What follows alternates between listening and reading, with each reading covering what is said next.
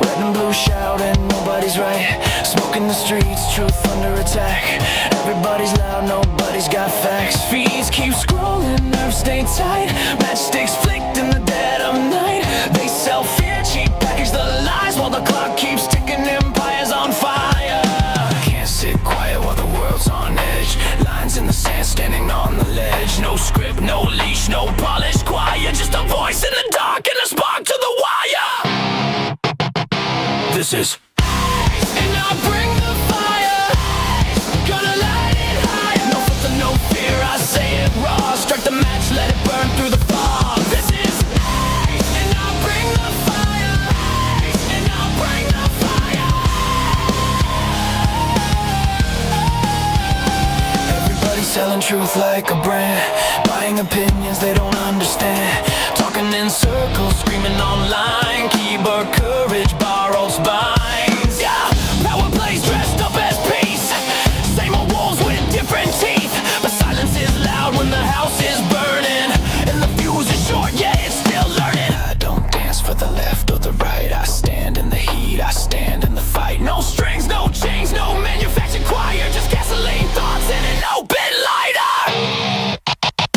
This is and I'll bring the fire. Gonna light it higher. No filter, no fear, I say it raw. Strike the match, let it burn through the fog. This is and I'll bring the fire. And I'll bring the fire.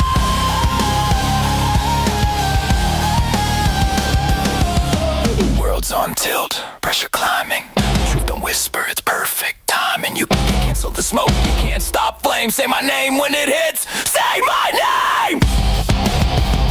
Why? Say my name. Say my. Fire don't ask permission.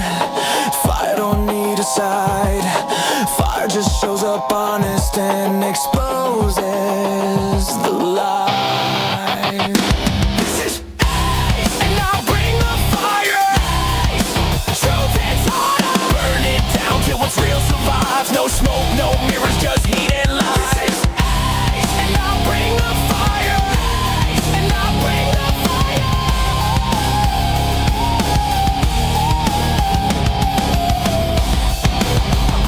America, fire. Strike it. Let it speak.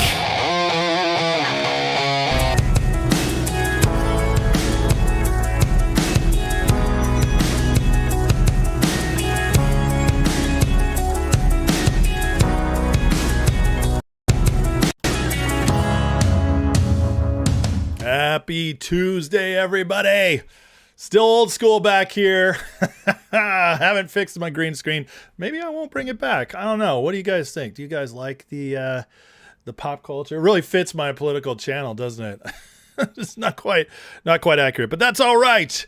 As long as the information is good, the people don't care, do they? Or do they? You guys let me know. What's happening? We have a major show today. Trump has announced a big primetime address on Thursday night, and speculation is it's going to be the reveal of the election fraud for 2020. My. We don't know for sure if that's going to happen, but the Democrats sure are freaking out about it. So let's milk it while we can, shall we? And hopefully that's where it goes. On top of that, we have massive economic numbers coming in. Inflation way lower than expected. The Trump team, the economics are working. And again, as we were saying this whole time, the inflation was just because of oil, and they were lying to us about Trump's policies. So that came in. It's a earthquake to the establishment because they really, really need those numbers to stay bad for the midterms. Trump's poll numbers are starting to shoot back up, which again, polls lie, but trends don't. We have a lot to get into. Oh yeah. Did I mention Iran's getting escalated? So cheers, guys. Quite the show we got today. So before we get started, hit that like, hit that subscribe. Whew. I got to take breaths today because covering a lot. Let me say hey to some people in the chat before we get moving here. We'll start on the Rums. Maui Jimbo, Sheath, Blue Peahen, Pixel Snap, Accelerate Growth. Welcome, guys. Thank you for holding it down over there on Rumble. And here on the tubes, YouTube, let's say hey to the people I can get to. Stephen Mark Kotzman. Say that 10 times fast. Numero uno today. Max Callantine, what's up, man? I haven't seen you in a bit. Good to see you. MFN Tango back from his 5-minute timeout. Christina, Sebastian Chose, Aiden Scotland, the one, what a do, sir. Gen X Maga, Coram Johnson, Golden Code, Motley Cruel, Miggs, Nick Majors, Pat M, Henry Perez, Marco Sanchez, Threads, Rum Dog, Nick Majors, Cat Singh, Heidi Moga, President accounted for, Susan Road Less Traveled, Flatulence. Makes me laugh every time. Sonny Danielson, Joy, Shogun, my DEI hire. What's up, brother? I'm glad you're here. Alice Fordham, Mr. 7, Know It's Good, LED, Stephanie, Jim Ecking, K. Shuey, Wago, Waco, Lil Rue, and Senile Tyrant, Cave Diver, Taya Die, Built for Christ, and many, many more. Sorry if I don't get you guys. I want to call out everybody. I just can't, or we'd be here all day. As always, guys, please be a part of the community. Feel free. Jump in the chat. Have conversations. Hit me up with questions, comments, even disagreements if you're honorable and respectful. We don't tolerate the trolls in this chat. We keep it clean. We kick the dicks out so that the real people can have real discussions. Trolls will be banned. My moderators will make sure of it, and especially my Asian Shogun assassin moderator that he's specially trained as a samurai in the world of moderation. That's why I hired him. He doesn't know that. He's supposed to think he was DEI hired, but I hired him for his skills with the samurai sword, his Hattori Hanzo blade. That's you, Shogun. You accounting them to death. Anyways, hit that like, hit the subscribe. Thanks for watching, guys. If you do want to support the channel, you can always send a super chat. Those are guaranteed to be read. Questions guaranteed to be answered.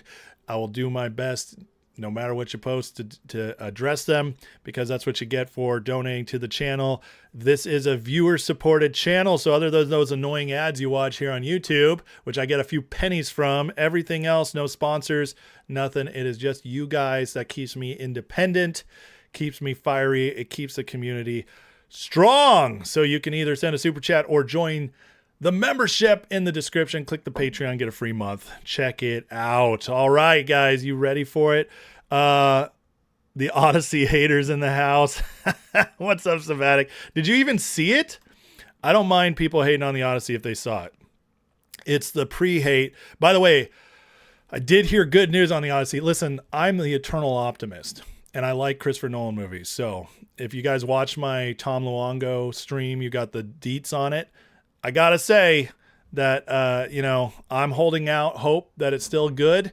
And I did hear some good news that the terrible casting in the movie is basically only cameos. They barely have a role.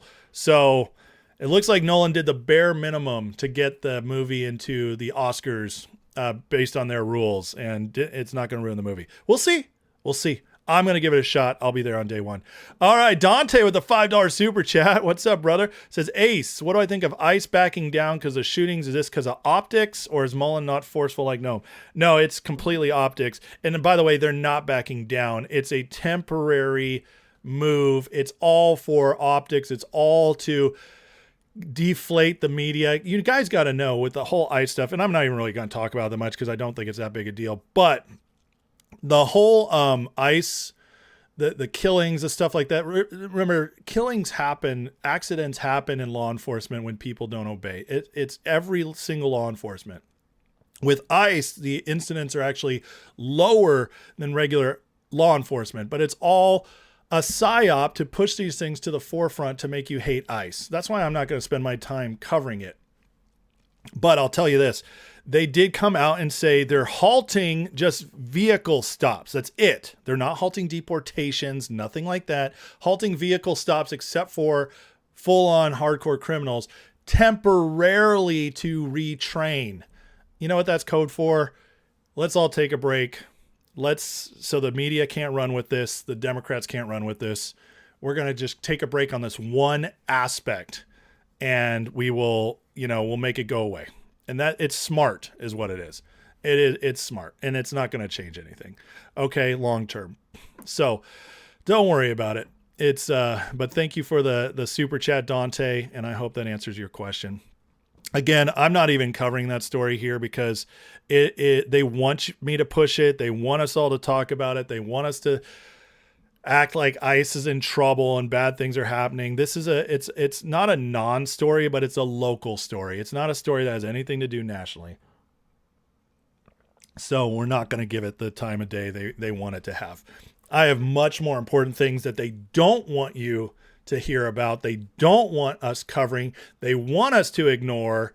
They want to brush all this other stuff under the rug. And that is what I'm going to talk about. Okay. Cat Crazy. See, this is the problem with guys, don't get me going on the whole Odyssey stuff. I just did a whole podcast with Tom Luongo on Sunday night about it. But I will say this. The whole Elliot Page's Achilles thing is not true. She plays a small soldier in that whole Achilles thing was a nonsense rumor to get you to hate the movie because she is casted in it and she is playing a Greek warrior, but it's not Achilles. It's no one big. And it's basically a cameo. So don't believe everything you read. And also, yes, it's true that what's her face, Lupita Nyong'o, who's a black woman, is playing Helen of Troy, but apparently it's like 2 minutes in the movie. So, because Helen of Troy is not a big part of the Odyssey. So do I like it? No. Is it going to ruin the movie for me? No, it's not. I don't let stuff like that ruin movies for me because, I've been watching movies my entire life and Hollywood's done this forever. The only reason there's more attention on it now, and I don't mean other woke stuff, because other woke stuff has changed, which is like the preachiness or major characters being race swapped. That's different. If Odysseus was black, I wouldn't be watching it. Okay. But when you got Hollywood instituted stupid rules to even be able to be nominated now. And so what happened is the bare minimum was done to get the Odyssey nominated. But we'll see. If I see the movie and it's woke trash, I will tell you guys. Again, I know I'm on the wrong side of my crowd here, and that's okay. I'm okay with that. If you guys, hey, listen, if nothing doesn't prove to you guys I'm an independent thinker, it's disagreeing with 90% of my audience on something, I'm willing to take the hit. Okay? So I'm going to give it a chance. Because to me, Nolan's earned that. I love Christopher Nolan. He's my favorite modern director. I know that's going to get a lot of hate too. I don't care. I like his movies. So I'm going to give it a chance. He's earned that from me. Just like Denis Villeneuve earned Dune for me. And he delivered in part 1. And part 2, he delivered 90%. The Chani stuff really hurt though. Anyways, but I'll still watch it because the other stuff's so good. Okay, can we move on? I know, like, I'm making people mad right now. I'm making people really mad. But again, I love you guys, and I'm willing to have my own opinions. I'm not gonna just say stuff to be popular. If I did, I want to be the show you guys hopefully love. So, yeah. Film Threat said it was boring. I watched a review on it. Like I said, I'll watch. I'm gonna give it a shot. There's other movies that Nolan does people think are boring, and I don't think are boring at all. So, I have a bad taste in movies. Okay, Malachi. Because I'm giving a movie a shot that I haven't seen yet, that makes me bad taste in movies. Come on. That's just. Now, see, that's called hyperbole on your part. And that means you're not being very honest, are you? You're character assassinating me because I'm being open-minded on something. I said I'll give you my review when I watch it. There will never be a Cowboys hat that touches this head, David, because if it did, my head would burn. That's like playing with a pentagram, in my opinion. All right. It's MFN. He says this explains the Niners hat. So, all right, MFN, you earned your 5 minutes, buddy, today. Good job. Always leading by example. Okay. I didn't say he's the best modern director. I said he was my favorite, didn't I? See, now you're taking stuff out of context. Name me a better modern director, and then we can talk. But we're not tonight, or not today, because today we got to get into, maybe at the end of the show we can do that. But first, hey, the Niners are the number one MAGA team. Look at the NFL in the last 2 years, and look at the only player who was busted for being a MAGA fan and had to pay a fine. That was Nick Bosa of the Niners. Kittle, Purdy, they're all MAGA guys. So, okay, we ready? Let's get into it. So, I can see you guys are trying to get me going. Get me going here today. I love it. Oh, we're going to be talking about ICC today, Jimmy. Don't worry. Seahawks, Cowboys, any of that stuff touches me. It would be crazy. I'm sorry. All right. I got to calm down. I got to get into a new place. You guys are trying to get me into pop culture and football, and I love those things. I could talk about football and movies all day. Okay. Those are two of my passions, but that's not what the show's about. So now I have to get back on track here, folks. I have to get back on tracks. Okay. Let's figure this out. Whew. All right. So yesterday, Trump made the announcement that there's going to be a speech to the nation Thursday evening at 9. Guys, this immediately has people freaking out, wondering what's going on. Because, you generally only do a prime time address when there is major news. Either we're going to war, or some major shift has happened in the nation, some major piece of legislation needs to get pushed through, something like that. Okay, that's where you do these. And so when Trump announces this, it puts everybody on alert. What's he talking about? Iran.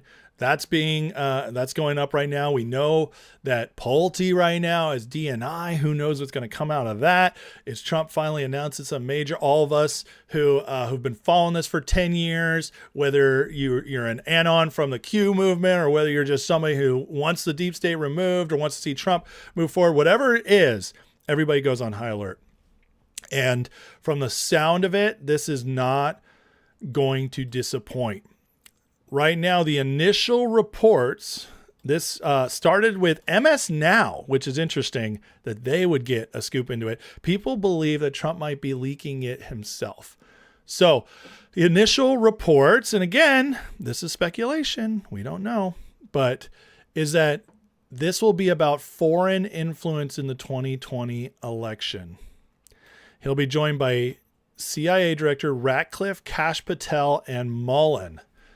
That's interesting. See, CIA is foreign enforcement, foreign intelligence. FBI is domestic, and DHS is kind of a mix of the two, working on the border, Homeland Security. Very interesting. Also, these two work directly with Pulte. So, I don't know, guys, but this could get very, very spicy. You see, if you can link it to foreign influence, say the Democrats use the foreign influence to cheat, well, then you can make traitor allegations. You can say treason. So, makes you wonder. From the Washington Reporter, it says Trump is planning to announce that Georgia's two senators, Ossoff and Warnock, are illegitimate because of fraud. Announcement could come as soon as tonight. Well. If this is true, we could have Georgia flip 2 more seats in the Senate, which would give us 55 seats. It would also derail Ossoff's run right now, as he's going to try to be reelected this November for 6 more years. He is one of their rising stars. this would crush them. Again, all speculation. Nobody knows. These are all Trump's planning to. These are coming from leaks. The question is, are the leaks purposeful? As we know, sometimes Trump does leak things on purpose. Or is it speculation to try and derail what Trump's actually going to do? I don't know. But I can tell you this, as X22 is reporting, FBI just deployed 200 agents to Fulton County and fired 2 analysts who refused to cooperate with 2020 election investigation. Kash Patel, which he misspelled, that's probably autocorrect. Kash Patel is going all in. Pattern of cheating is about to be exposed. What timing on that one? As Seth Keshel is reporting, I'm not sure if this is a plan or not, but I do know Georgia had a 634% increase in mail-in ballots from 2016 to 2020. Nothing to see here, folks. Nothing to see here. 630%. That's wild. Enough to keep Perdue and Loeffler under 50% on 11/3/2020 and force a runoff on 1/5 in which the 2 creeps won. I don't know if you guys remember this, but we were headed for the Biden presidency after this election, but we were headed for a Republican Senate until the Georgia runoff was forced. And suddenly, between 11/3 and 1/5, Perdue and Loeffler got flipped to Warnock and Ossoff. Very shady, which that then created the 50-50 Senate, which Kamala became the tiebreaker on. Yeah, total garbage, total fraud. And yet we get nonstop the official story. There's not enough evidence. Okay, well, let's see if Trump finally blasts that evidence out. Remember, guys, going back to here, where was Tulsi Gabbard back earlier this year? Oh yeah, Fulton County. Don't forget that. That's where Tulsi was before, and also Maricopa later. But Fulton is where she started with the raid. So, so things looking very interesting. As Keshel writes here, all hell will break loose with the president's address Thursday on election interference. If it's true, I agree with him. It will compel action, make the pressure to pass the Save America Act overwhelming, and will mandate change at the highest levels. You guys remember what I said yesterday? What will Trump's response be to Lindsey Graham dying? What will the response be? Well, I think we're starting to see it. Graham was close to getting stuff pushed on the Save America Act. Trump has all the votes in the House he needs. The Senate is the only place that needs to be turned. So what do? You take the momentum of Lindsey Graham's death, because he was very pro Save America Act. You take that momentum to force pressure on the Senate, because this is part of his enduring legacy possibility. That creates pressure. And then you that week announce and show to the world the election fraud. It makes a lot of sense. If this is what's going to happen, it lines up perfectly. And then you flip it. And if we get the Save America Act pushed through this because of Lindsey Graham's death, wow, that changes everything going forward. And there is some panic. Matt Morse points out, I'm giving Matt some screen time here. Not that he needs it. He's way bigger than I am, but I know I got a lot of fans of him in this chat. Harry Sassone is freaking out. Harry Sassone, the influencer for the left. All hell's about to break loose on Thursday. Trump's going to give a speech to the nation about non-existent election fraud in 2020. Oh, they're so scared. And declare Georgia's 2 Democratic senators are illegitimate. He's laying the groundwork to challenge the midterms. What the F? You think they're scared? I think so. Get ahead of that. Get ahead of those narratives, huh, buddy? This is why they're scared. Because if the Save America Act passes, well, here's Alyssa Slotkin, the CIA senator from Michigan for the Democrats. Here's her telling you exactly what happens if the Save America Act's passed. The other thing that we blocked yesterday was the SAVE Act, right? Which was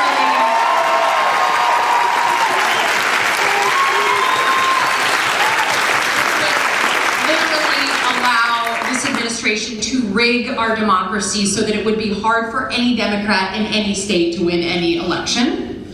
and disenfranchise all married women in the meantime, by the way. It just, you have to show your birth certificate at the polls if you have a married name. That's so retarded. Not even close to true. But they want you to believe it because they believe you're stupid. But again, listen to what she says. So that it would be hard for any Democrat in any state to win any election. How does ID make it hard for any Democrat in any state to win an election? Huh. Ask yourself there. See, they're being obvious. They're telling you the truth. This, by the way, is one of the seditious six who basically told the military not to take Trump's orders. Yeah, this woman knows exactly what she's doing. She is as deep state as it gets. But they're telling you the truth, folks. They can't win if ID is instituted. They are completely weak and feckless. And so maybe, just maybe, there's hope. And yeah, a lot of it has to do with this man dying. Now, some new stuff's coming out about his death, and that is Tuberville released the call from Lindsey Graham saying, "I'm having chest pains. I need to do something." When asked, "Did you call 911?" Graham replied, "No, that's the reason I called you." Scheduler called 911 and they forced entry in. He says, "I can't die now. I need to do Russia sanctions, get Iran sorted out, and do Israeli-Saudi normalization." Apparently his last words from his phone call. I'll tell you, this does make it sound like maybe it just was a heart attack. Maybe it wasn't foul play.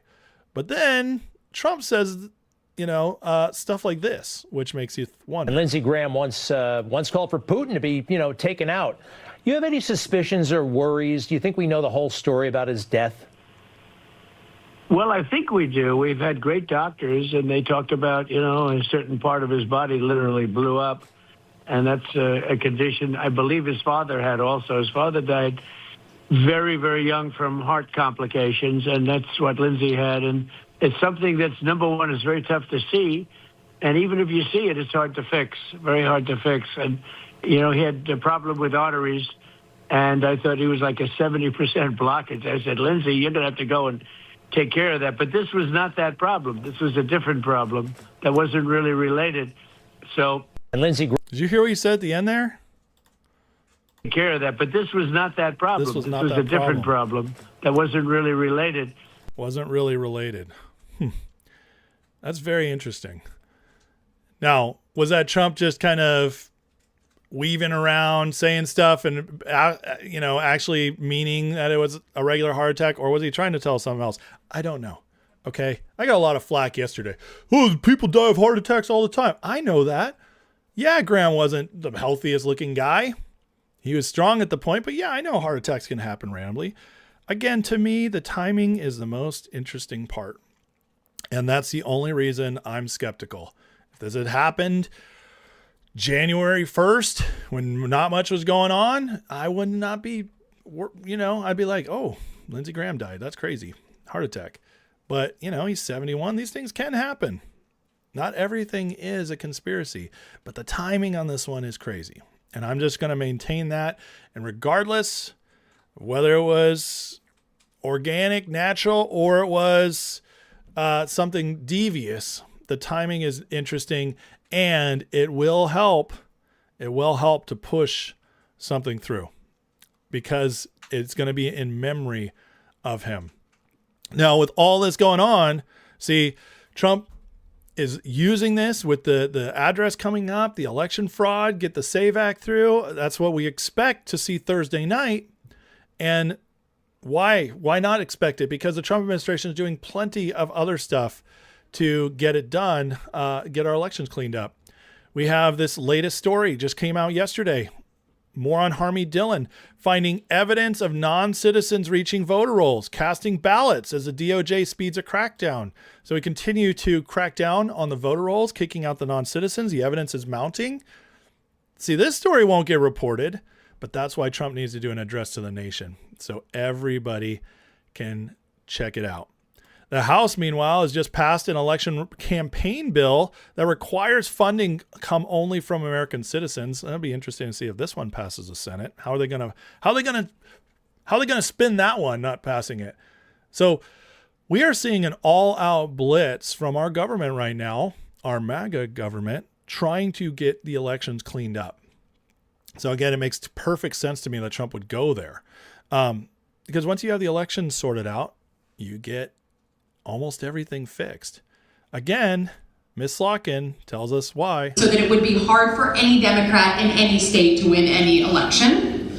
How about not just Democrats winning elections? How about Rhino Republicans? How about establishment folk?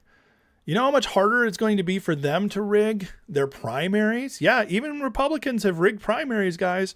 Sorry, I don't want to bust your bubble. But it's true. Republicans cheat too.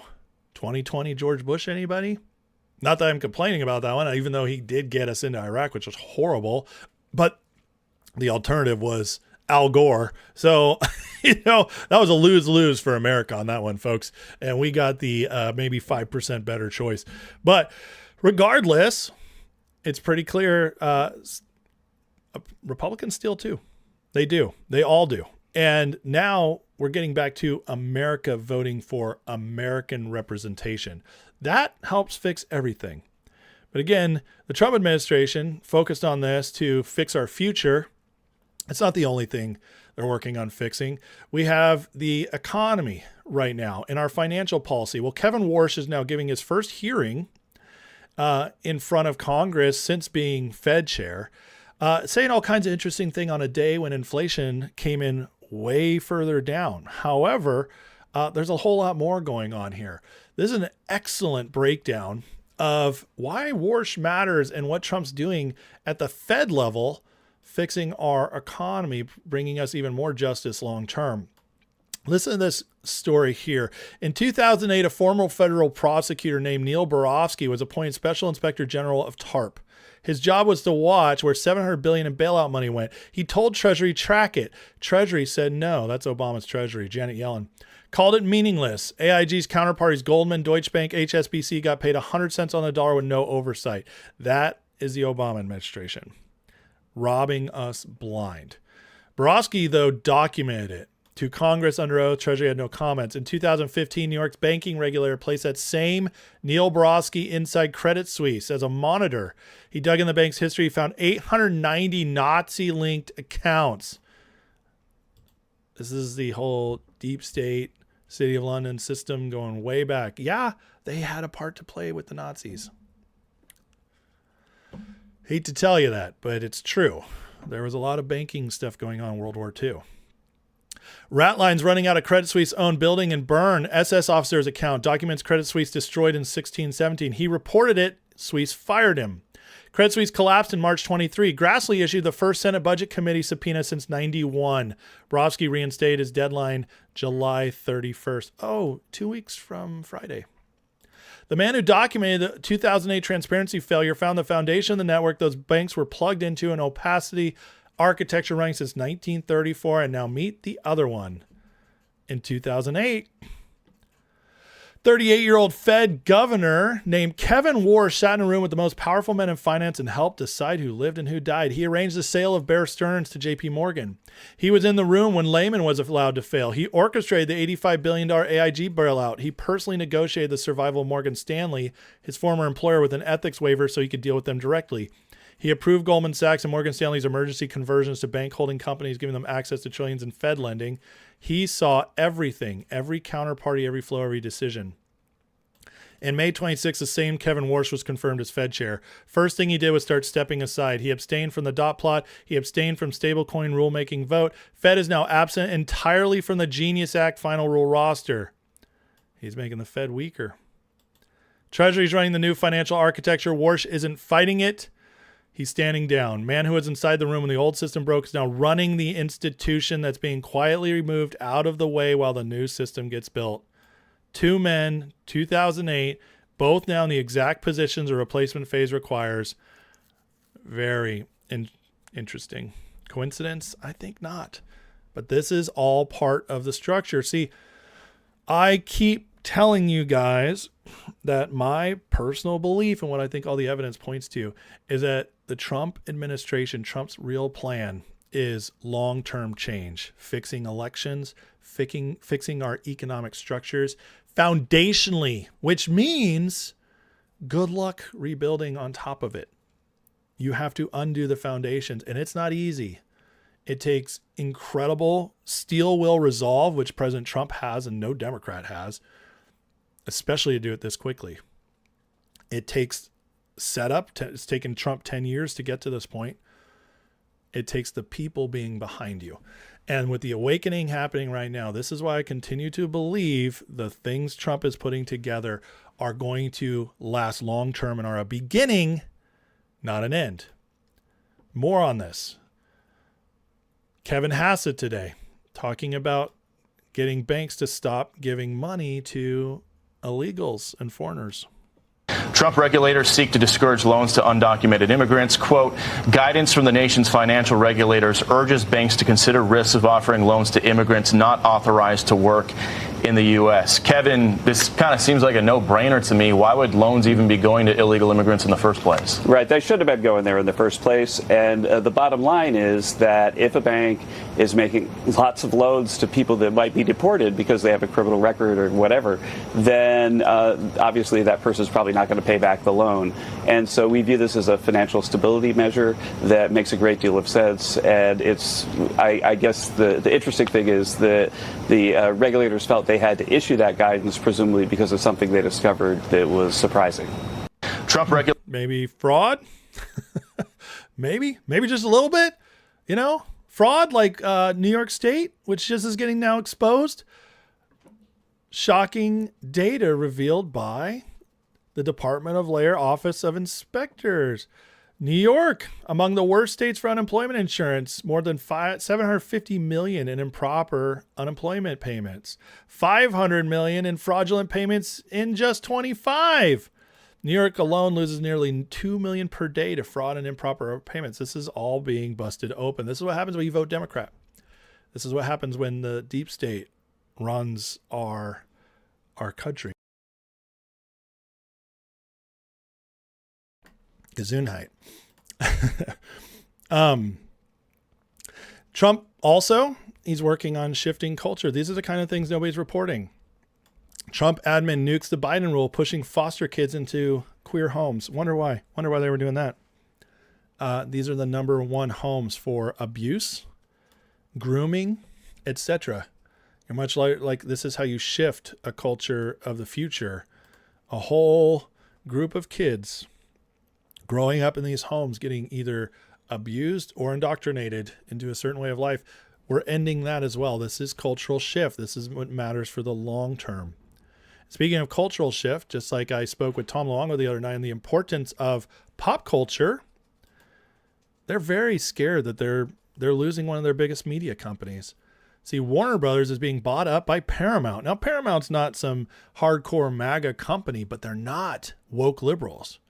See, and in Hollywood, you might as well be far right if you're not woke liberals anymore. Paramount's buying Warner Brothers. And look at the panic here. The states are suing, and it's all Democrats suing to block this. Because if they lose the media, you know what's in Warner Brothers? How about Warner Discovery Channel? How about CNN? All about to go to a non-woke company. Yeah. They are terrified of this. This is the end for them. They see it. They're losing power everywhere. And right now, because of stuff like this, because of Trump, the Democrats, the deep state are fighting every battle all at once. Everything everywhere all at once. Trying to keep our elections rigged, trying to keep our culture, our institutions rigged, trying to keep the fraud going out to our people so they'll keep voting for us and keep demoralizing the culture, fighting to keep our narrative out there. All of it falling apart all at once. You guys, when people are blackpilling and saying we're losing, I'm like, what are you smoking? What are you even watching? Why are you listening to CNN? Why are you listening to MS Now? Why are you listening to fraud, faggot influencers like Tucker Carlson or Candace Owens? Why do you listen to these people? Because the evidence is right in front of you. It's overwhelming. They are panicking. They don't know what to do. They're losing every little bit of power they have. They don't know what to do about it.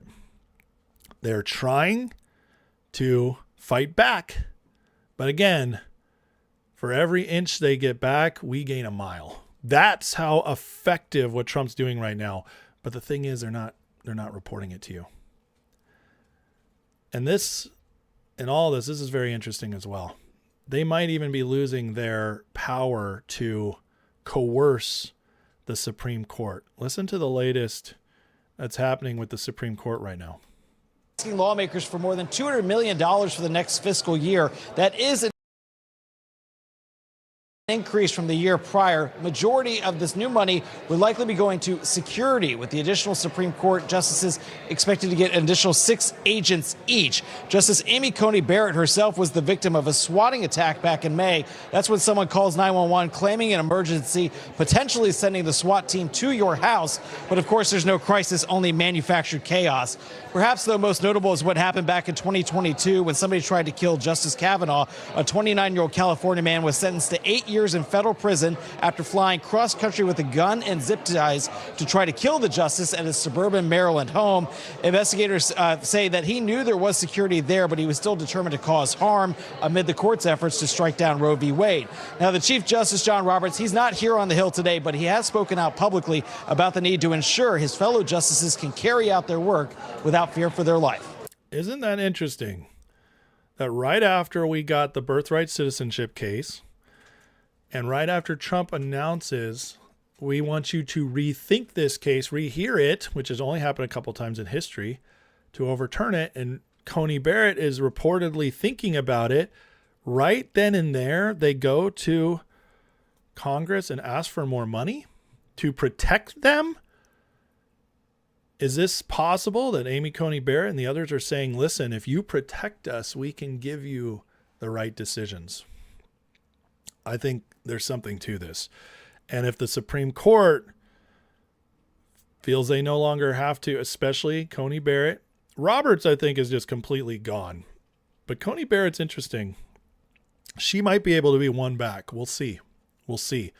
If she feels safe, if she feels her 7 kids are safe, she might actually come back. Word is that she was, especially if you listen to the arguments, that she was going to overturn birthright citizenship, and then she was swatted. And if you read her opinion on it, it's nonsense. It's all over the place. Same with the mail-in ballots. It's nonsense.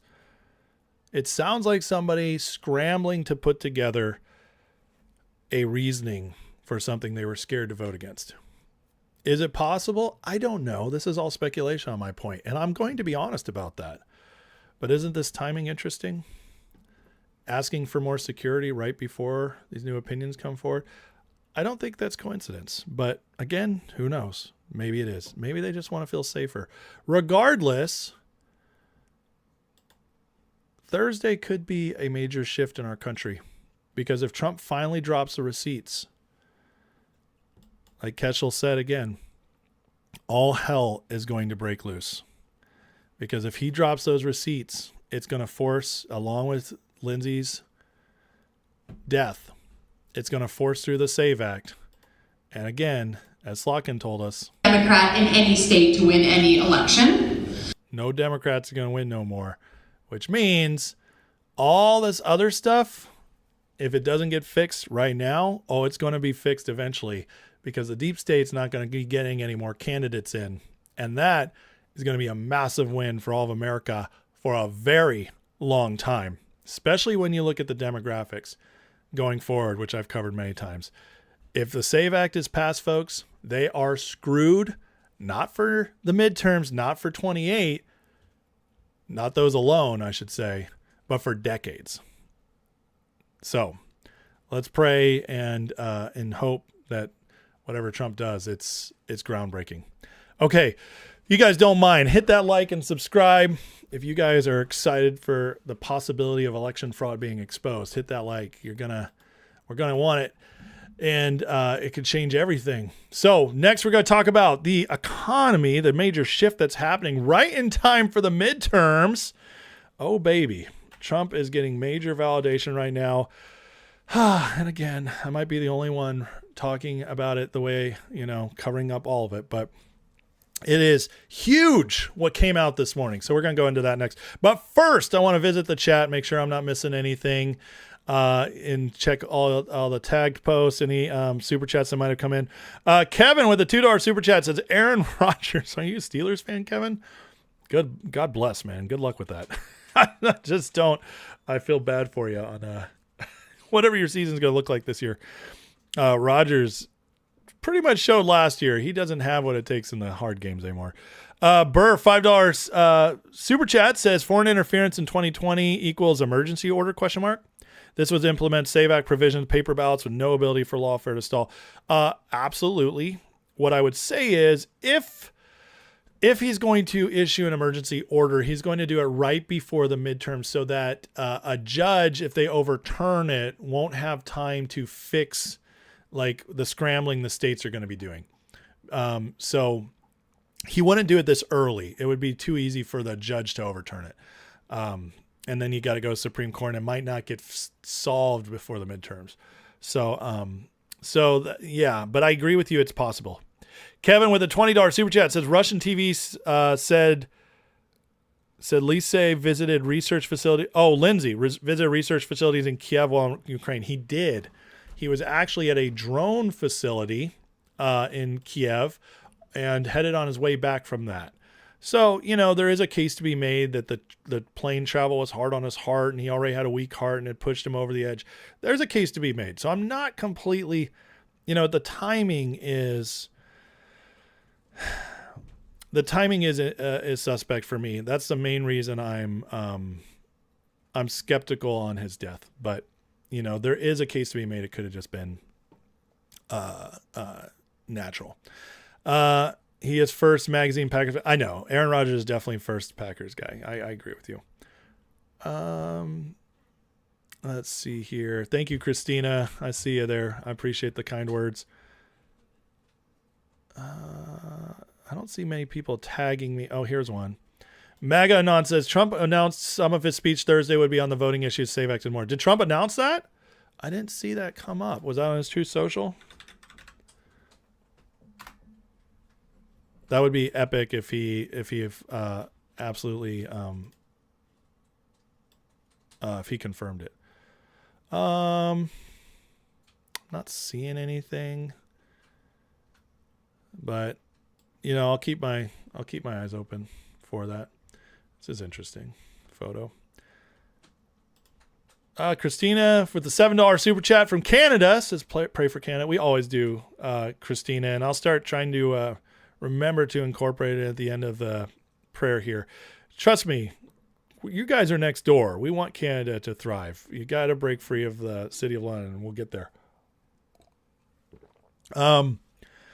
Bucko, nice work on City of London. Thank you, sir. Says also ACB, who influenced these votes? Could we estimate again how much they're losing? Insurance-related costs. I find it interesting. You mean City of London? I mean, who influenced these votes? I think it's pretty clear. It's a pressure campaign or a paid campaign, or they're being paid. I think Roberts is completely owned by the deep state. I think he is. I think he's paid. I mean, his wife has some very shady ties, makes millions of dollars doing weird stuff. So yeah, there's that. But as far as ACB, I don't know. She might have been under a pressure campaign. Who knows? We don't know yet. But we'll find out. If she gets more security and still does votes like this, then it's, she's fully gone. Say hi to Terry. What's up, Terry? Lisa says it was said since he used his cell phone in secret facility, they would be able to locate the secret facility. Oh, with Lindsey Graham? That's interesting. Thank you, Denise. I appreciate it. Where's Obama? Obama's in hiding right now. Did you notice? I covered it yesterday where Trump just told everybody that Obama was a part of it. He joined their side. Isn't that crazy? Yeah. Thank you, Flat. Says, love what you're doing here. We need to promote creating independent content amidst your health problems like IBS. Great join my show. Thank you, man. I appreciate you very much. Appreciate all you guys. You guys are the best. This is the best place. Best group ever is what I say. Accelerate growth on Rumble says, a certainty Thursday there'll be some kind of rug pull nobody's expecting. That is the Trump way, isn't it? Trump way, isn't it? Blue Peahen on Rumble says, Loomer posted McConnell has died, but no confirmation. Yeah, we'll wait and see what comes with that. I don't know what to think about confirm that right now. Robert's book deal, says Kevin. Yeah, ACB had a book deal too. Book deals are usually fraud. So just FYI in case you didn't know that. All right, let's keep moving. Please like, please subscribe. If you guys, listener supported channel, you want to support the channel, super chats are great. I do read everyone. I answer every question. And you can join the membership in the description. Click the link, get a free month, try out the Discord and the members only lives. Thank you for your attention to this matter. Let's get into the latest today. Now, this next segment I want to talk about. I'm going to talk about these economic numbers, which are massive, and their impact on the midterms. So, yeah, it's looking better for us all the time, folks. I'll say that. November is not looking nearly as scary as as originally planned. Okay, excuse me. All right, let's talk about this. This morning, inflation numbers came in, and they are mind-blowing to the establishment, to everybody covering it. Nobody can believe what they're seeing. Here's the latest. Here we go. This is our June release of the Consumer Price Index, expecting a headline number to be negative 0.1%. This is 4 times more negative, minus 0.4%. That would be the biggest negative drop that we've seen since 4/20, since basically COVID timing, which really affected, of course, all of the inflation data points. So that goes back, basically 6-year low. And if we look at the CPI month over month on the core, also under expectations, comes in at goose egg, 0. 0 would be the smallest amount. It would equal Jan of 21. To find a smaller change or a more negative change, or minus 0.1%, that's May of 2020. And if we look at the year-over-year numbers, year-over-year headline, 3.5, 0.3 less than expected, much less than the 4.2 in the rearview mirror. That would be the lightest since March of this year, when it was 3.3. Year-over-year core, 2.6, 0.2 less than expectations, 0.3 less than the rearview mirror. 2.6 equals March, 2.5 brings you to February of this year. Did you hear what he just said? Our month-over-month inflation just came in the lowest since we shut down our economy in 2020. That is the last time inflation tanked this much in 1 month. That, my friends, is insane. And that's not just oil, although oil is a big part of it. That is crazy. That is a crazy statistic. That means the policies are starting to work. We are starting to see in some areas deflation. That is huge. Here's Kevin Hassett with a little more details. Yeah, it's absolutely the best inflation report we've seen in about 6 years. If you abstract from energy, if you look at the core, it's all the way down year over year to 2.6%, which is just about where the Fed expects it to be. And it's not just energy prices going down. Like, if you look at the micro stories, if you zoom in, then you see things like auto insurance costs are way down, in part because law enforcement has picked up. There aren't so many people having their cars stolen and so on because of bringing order to the streets. We see food prices doing a great job. Tomato prices down 10%. Across the board, drug prices, the biggest decline in drug prices ever, all the way back to World War II, because of President Trump's policies to make the America the most favored nation. And so, it's sure, energy prices have come down a lot, but everything else is going down too. And I think that's why, if you look at Bloomberg, they surveyed 67 economists, and 67 economists got it wrong because they didn't understand that it wasn't just about energy. It's about all these other things that President Trump is doing to cut costs. That is huge. 67 out of 67 economists wrong. What does that tell you, folks? Everybody lies to you. Everybody lies to you. My friends, the only people you can trust on all this is Trump. I have been telling you guys since last year that after the One Big Beautiful Bill passed, we would start seeing the turnaround in Q2 and Q3 of this year. And what is it now? We just started Q3 and the economy is turning. Inflation heading down. The only reason it's not even way better than it already is because of Iran, because oil prices are a little bit elevated. That's the only reason. If oil was down, and you guys who watch this show understand why Iran matters. So we're going to deal with it. We're going to get through it. And then the economy is really going to roar. Wait till the Fed decides to maybe cut rates. Oh, yeah. A lot of this is happening, and it's happening well enough in time for the midterms. People are going to start seeing more money in their pockets as they are paying less on prices, and their wages are going up, which that has been happening as well. But this print right here is massive. And 67 out of 67 economists were wrong. What does that tell you? These people are all retarded liars. Everybody who's yelling at you what to expect. They're all frauds. Wall Street, CNBC, you name it. They're all frauds. Everything you thought, everybody who comes on here and tells me what people are expecting in the future, I tell them, you're listening to idiots. But they want to believe that those people know what they're talking about. Oh, Trump's not an economist. Look what the economists say. 67 of 67 wrong. Sorry. It's the way it is. And my God, folks, this is a big deal. It's a big deal. This, again, I keep telling you guys, why do I do these segments when I know, I see it right now. My prices haven't gone down yet. I get it, guys. We're not there yet. Am I saying we've arrived? No, of course not. That takes time. What I'm saying is it's working. We are looking at the beginnings of the boom. We're at the beginning. And I'm saying this because I am paying attention. I'm showing you guys the numbers, and then I'm explaining what they mean. It takes time.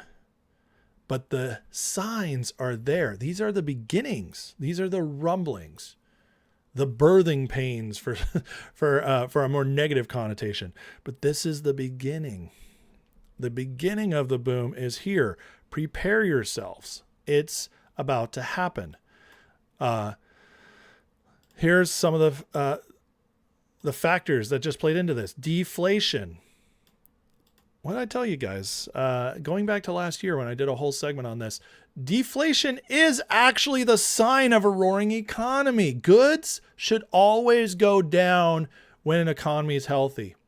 In an innovative economy, because you figure out how to produce cheaper. That's what technology does. That's what investment and innovation do. They make things cheaper. Services are different because services involve human labor. Those should stay static. They shouldn't go up. That's for sure. At least in most situations. But deflation is supposed to be the normal. We've been lied to our whole lives that inflation's normal. Inflation's what we should expect. No, that's the Keynesian economic commie system, City of London globalist system. They fed you was normal. It's not. What Trump's getting us back to is the American system, and this is a result. Medical care down 0.2 of a percentage point in a month. Clothing down almost a full percentage in a month. Used cars starting to trend down. Medical services trending down. This is a good sign. Okay. I wonder why this is happening. Oh, less illegals, less government intervention. Huh. Interesting. Wait till oil starts plummeting. Then we're going to start to see food plummeting. It's going to keep happening, guys. It's going to keep happening. UBS on the core CPI drop. Surprises relative to our expectations were largely in core prices where transportation services, communication services, and lodging away from home were well below our projections. Huh. You notice they didn't mention energy? Interesting. It's other stuff going down too. But here's the main point right here, this last one. Even accounting for these categories and issues with seasonal adjustment, this was not a strong CPI, and it's consistent with our view that last month was likely the peak for U.S. inflation. In other words, it's going back. That's UBS making their analysis that inflation, the bump is over. It's starting to unwind. excellent stuff. Very good things. And on top of this, now Trump looks like he finally has a health care plan. Listen to this. Going to go down. It went the exact opposite with the biggest increase of healthcare in any country. It's a disaster. And I'm calling today for insurance companies not to be paid, but for the money, this massive amount of money, to be paid directly to the people of our country so that they can buy their own health care, which will be far better and far less expensive than the disaster known as Obamacare. And I've had, I think, great support. I've even had Democrat support.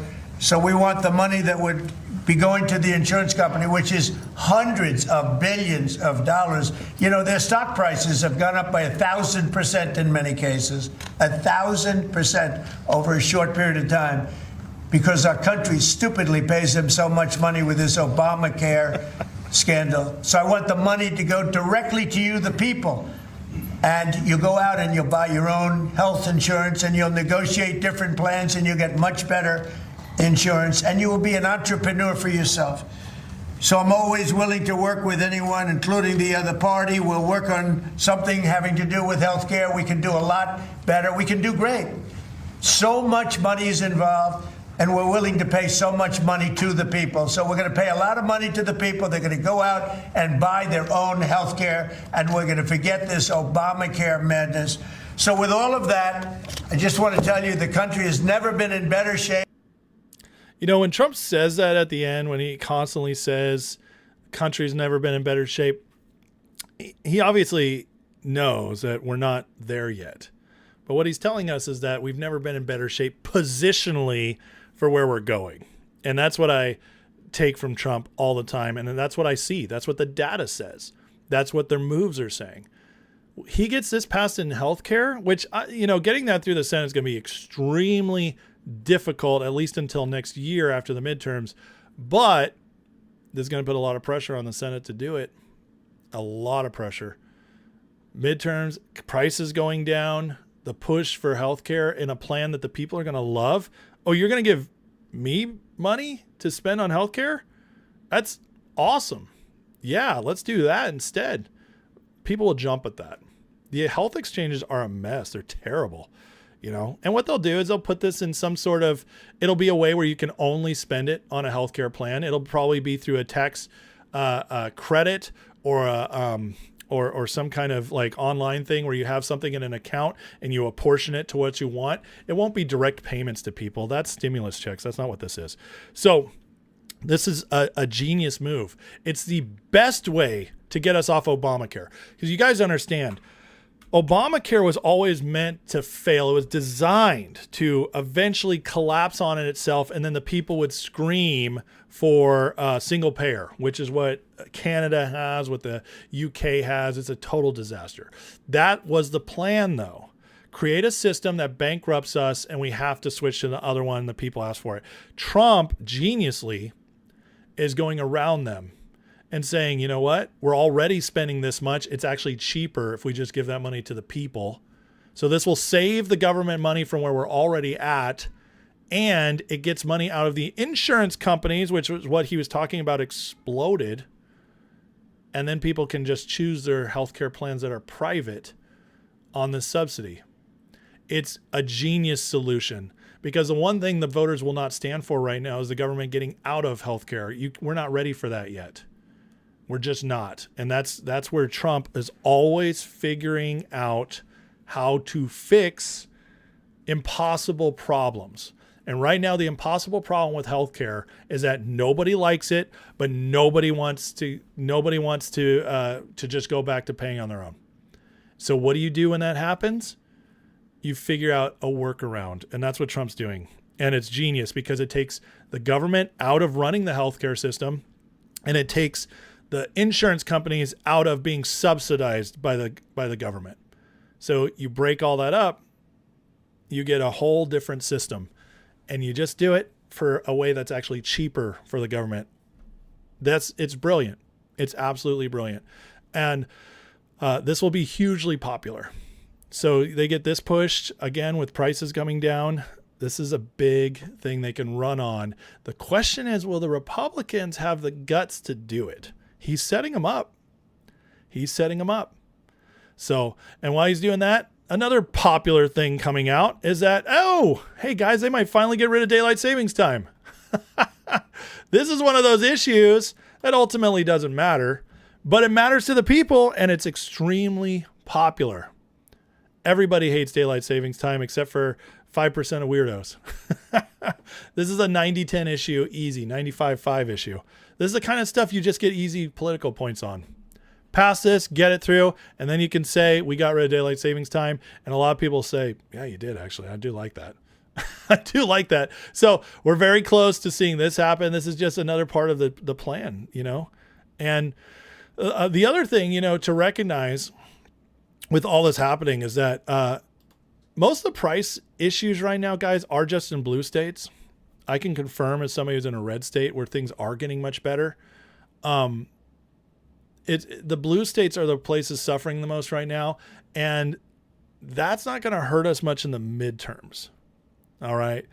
It's going to, you know, it keeps people upset, but in the midterms, it's not going to hurt us too much. Although part of the plan is for the Democrats to make their people miserable. So you feel like it's no coincidence that right as gas is going down, that Gavin Newsom just raised the gas tax in California. That's not a coincidence. He wants his people miserable, so they blame Trump. But as Matt Forney reports right here, the only people complaining about gas prices are in blue states. It's Trump's fault California decided to shut down its refineries and tax oil and gas to death. Because look in Texas, this is Good Morning, Mr. President from Texas, $2.23 a gallon. Nobody's complaining about that. You see, California, Illinois, New York, Washington, all these states are boosting up the gas prices. Now, even here in North Carolina, it's $3.50 a gallon right now. It's still too high, but it's not $4.30 a gallon, which it was. People are moving. We're moving in the right direction. I can tell you my food is cheaper than it was a year ago. A lot is cheaper right now. We're headed in the right direction. But the blue states are gonna force, you know, they're gonna fight hard to keep it miserable. But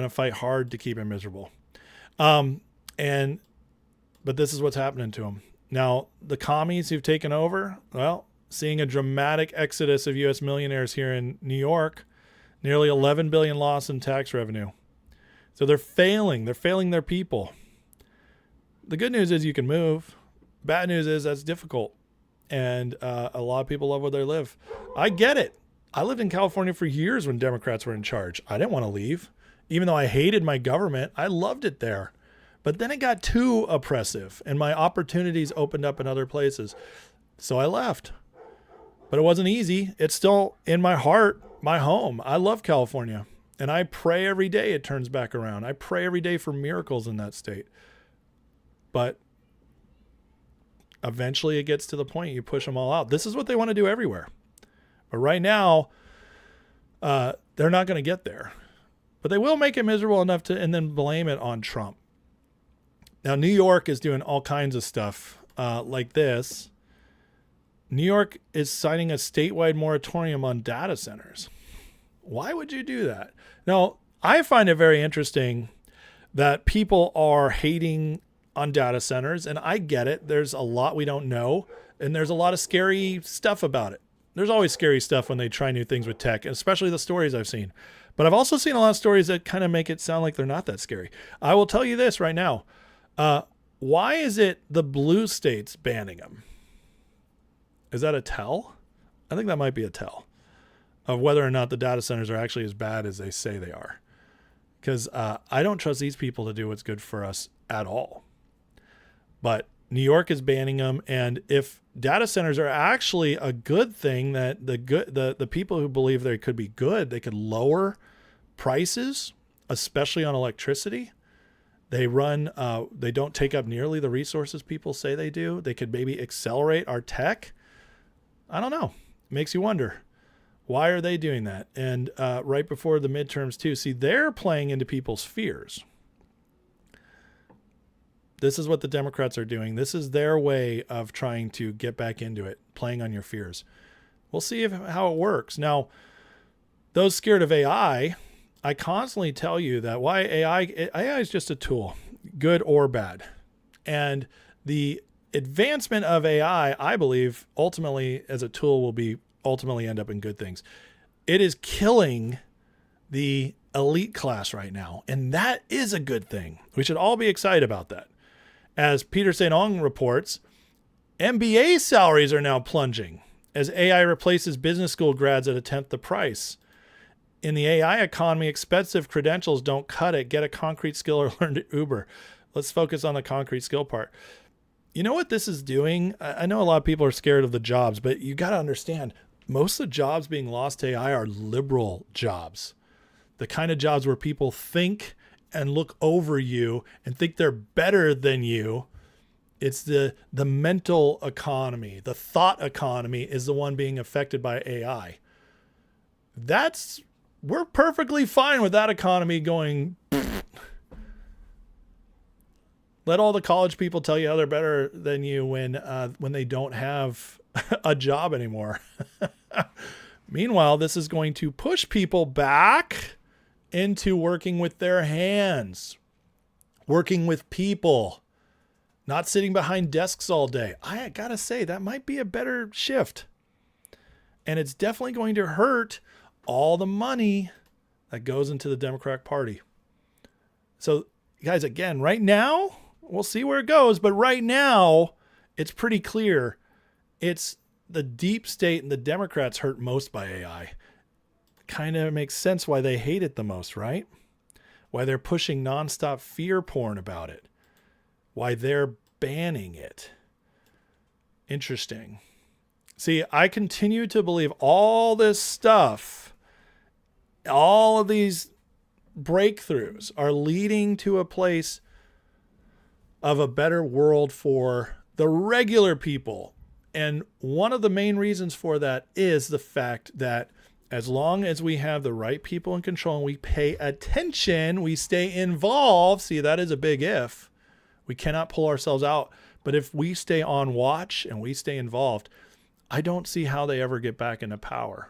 Because their opportunity, their ability to operate in the shadows, all the institutions they built are crumbling. We expose them now immediately. But this is also why they're running more psyops now than I've ever seen. Between the influencers, between their media, it is more psyops than I've ever seen at the same time. But they're doing that on purpose because they don't want you to see what's really happening. Guys, are we really going to let these people beat us? Look at the crowd at the DSA event. They tried to delete it, but too late. These are the people spurring forth the whole communist push, the left right now. They're still wearing masks. These are not successful people. They're not even attractive people, let's be honest. This is who is trying to ruin our country right now. It doesn't take any, these are the kind of people I look at them and I say, any pushback, we win. So we show up, we win. These people will not get a major following. They cannot take over. That, so I'm telling you, I'm not scared. I'm really not. We're going to show up and beat them because there's a lot more of us. As Seth Ketchel writes right here, Republicans got outvoted in Texas and Georgia during the primaries. There's a reason for that. The Dems in these red states are fired up, trying with a little bit of hope, but in the general, it won't matter. He says the fact that they're going to seriously outvote Dems in Arizona in a year the Dems should do well chasing 2 GOP House seats speaks volumes. In other words, if we get the turnout, there's no blue wave. We can win and even gain. So I'm going to continually, I recommend everybody follow Keschel. He's the absolute best on understanding election trends in our country. There's nobody you can watch this better. But again, he's telling us what to watch. And turnout in Arizona is actually very high for red, and that matters.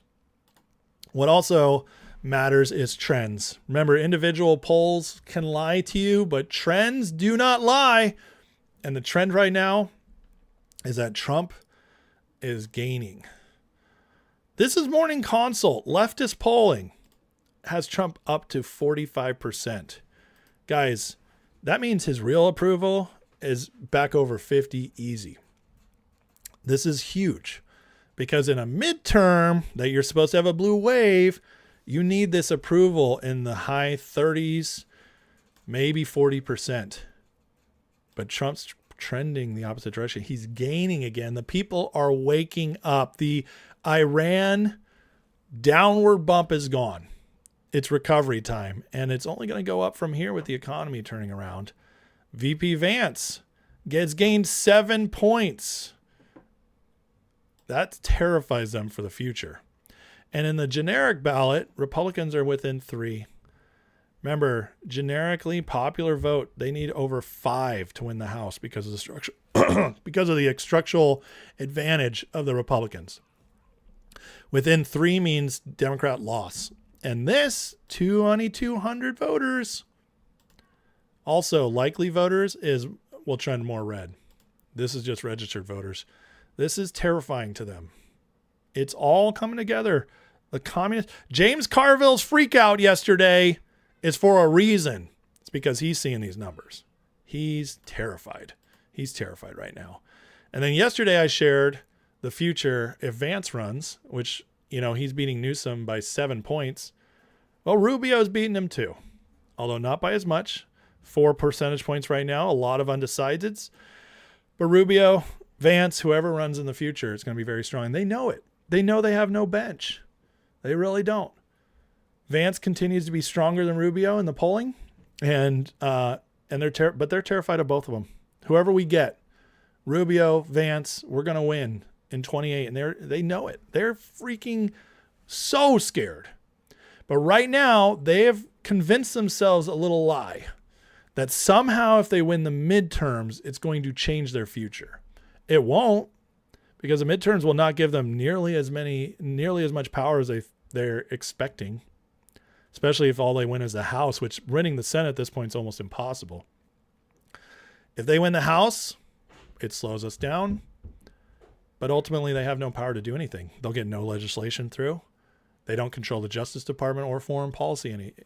The House, they can run investigations, whatever. They'll logjam Trump a little bit, but ultimately they can't change what's coming.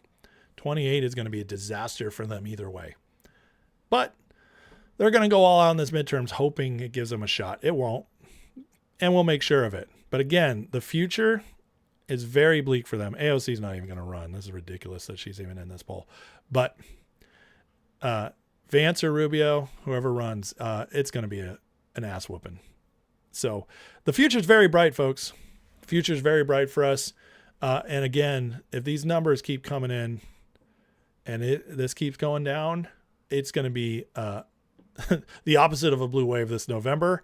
And if this economy really takes off before 2028, which I have every expectation it will, 2028 is going to be a landslide. That makes 2024 look like a squeaker. That's how bad this will go down for them. So get excited, folks. We're headed in the right direction. Okay, hit that like, hit that subscribe. Got much more coming, guys. We're going to go through the latest on Iran and the fight against City of London next. Lots of interesting stuff with what Rubio is doing with the international courts. And then we got the Grifta report, of course, at the end here. But before we do that, I do want to catch up with you guys. I did see some super chats come in, so I want to make sure I'm not missing any of them. Kevin with the $10 super chat says, I love Scott Bessent. And then he says, great, I'm a weirdo because he likes daylight savings time. Kevin, what's the deal, brother? I love Bessent too, man. He is awesome. He's a warrior. Crushing it for us. Nell Ray with the $5 super chat says, can you pray for my New Jersey, sir? God bless you. Hope things turn around. It's rough in blue states due to their unfriendly business atmosphere. Neil, I completely agree with you. I pray for all the states, brother. I want every state to survive, to do well, to thrive. And the only way we do so is by just conquering. And what I mean is conquering through our votes, through showing up, through fighting for our local elections, and let it spread. The SAVE Act will flip a couple blue states for sure. A couple other ones are so embedded, it'll take a little more than that. But there's hope. There's hope. Jersey almost flipped red last election. So there's hope for Jersey. You guys are one of the closer ones. One of the many with a $5 super chat says, I think a lot of financial systems will use data centers. It's just infrastructure for growth like internet. I completely agree with you. I'm at that point now too. But many are afraid.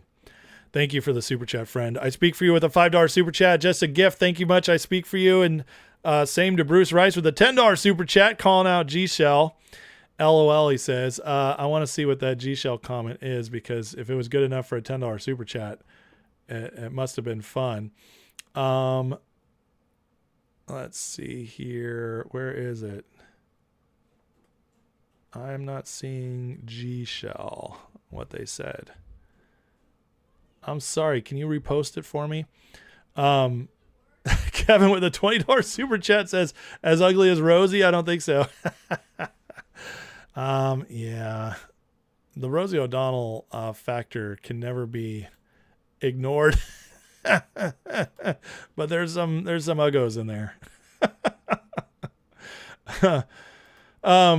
Let's see here. I got a $5 super chat from I Speak From You. It says Demon Craps will claim black people won't know how to get their own insurance. They do. They claim they don't know how to get IDs. They say the same about women. They think you're all stupid. They do. They think people actually believe that nonsense. It's crazy. It's absolutely crazy. Exobo. Thank you, man. He says, love your vids with Rich Does Politics, and me and Tom need a podcast. Listen, Tom is busy, man. He jumps all over the place. He is one of my favorite people to talk to, though. I don't think he'd ever be able to have a regular podcast with somebody, but yeah, Tom is great. I love talking with Tom. Bucko says, your reports are more accurate than legacy media, in my opinion.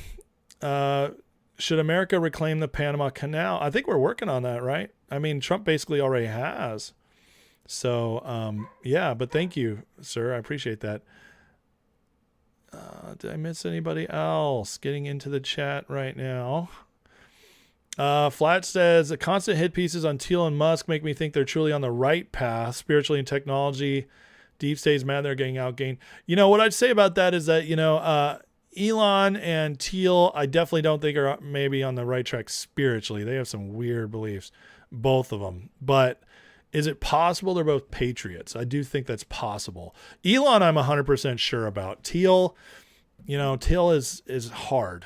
I think there's enough evidence to go either way on Thiel. And yeah. Thiel's a tough one to hit,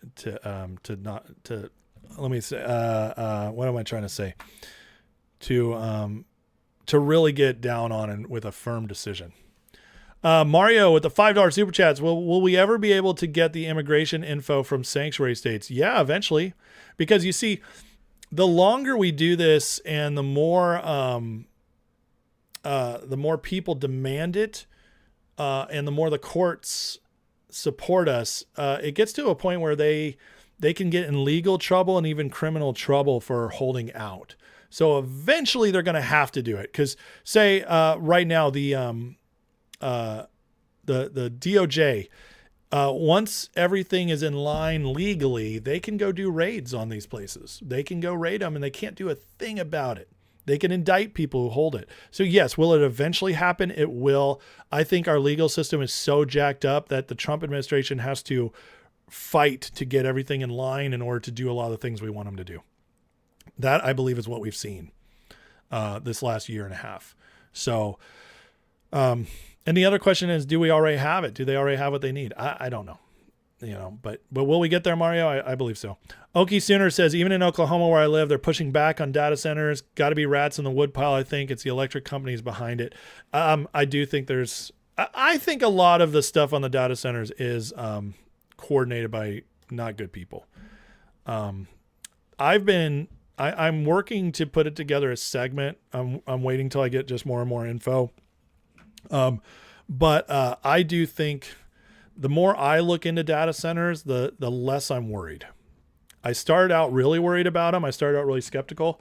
And the more I look into it, the more I believe it's actually going to be fine and could be even a positive thing especially if they're able to generate electricity. So we'll see, though. We'll see. I am still researching it. I want to have enough information where I can have a firm opinion. Let me put it that way.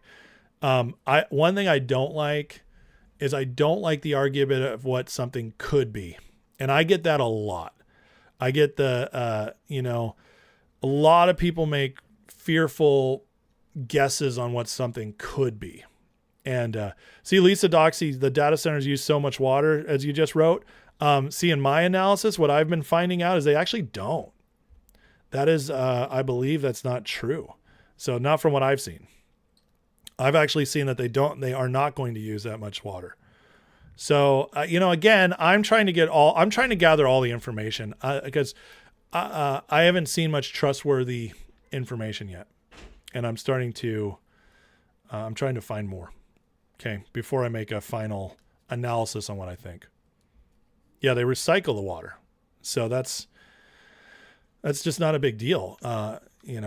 Basically their technology is very similar to the nuclear reactors. Yep, exactly. The nuclear reactors. There it is. And that's why they won't be using that much. So, and that's to me, that's one of the psyops they want you to be afraid of. Okay. So if they're barely using any water, if they're creating electricity, your electric bills go down. If they're basically just big computer centers for more processing, what is there to be worried about? That's what I'm starting to find is. So yeah, golf courses use way more water, even when they recirculate it. I used to work on a golf course. It was insane how much water they used. I'm not a fan of eminent domain in any situation, Michael Collins. But as far as I know at the data centers, I haven't seen much of that happening. If it does happen, that's a local government problem more than it is an AI data center problem. That's just eminent domain should not be a thing at all, except in the absolute biggest kind of emergencies.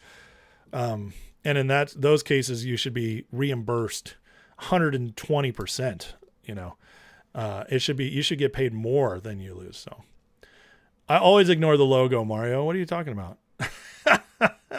I'm never going to give the Cowboys any love.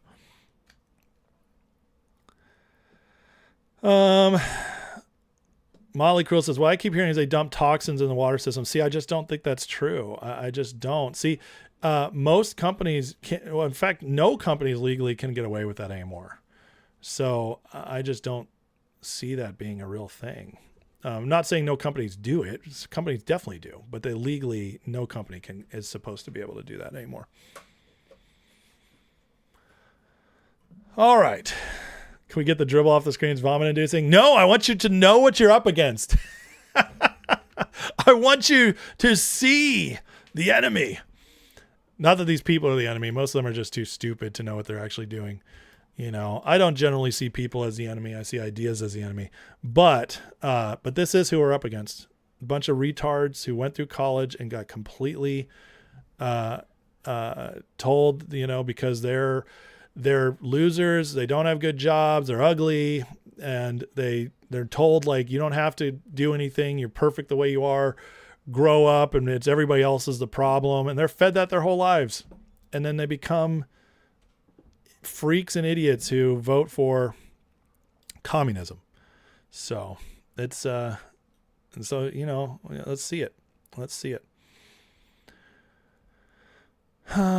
What's my formal background? Is it finance or law? Oh, you want to know my formal background? It's neither.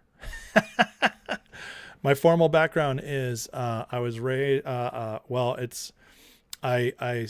was a political science major in college, which I did not graduate because of funding issues my senior year.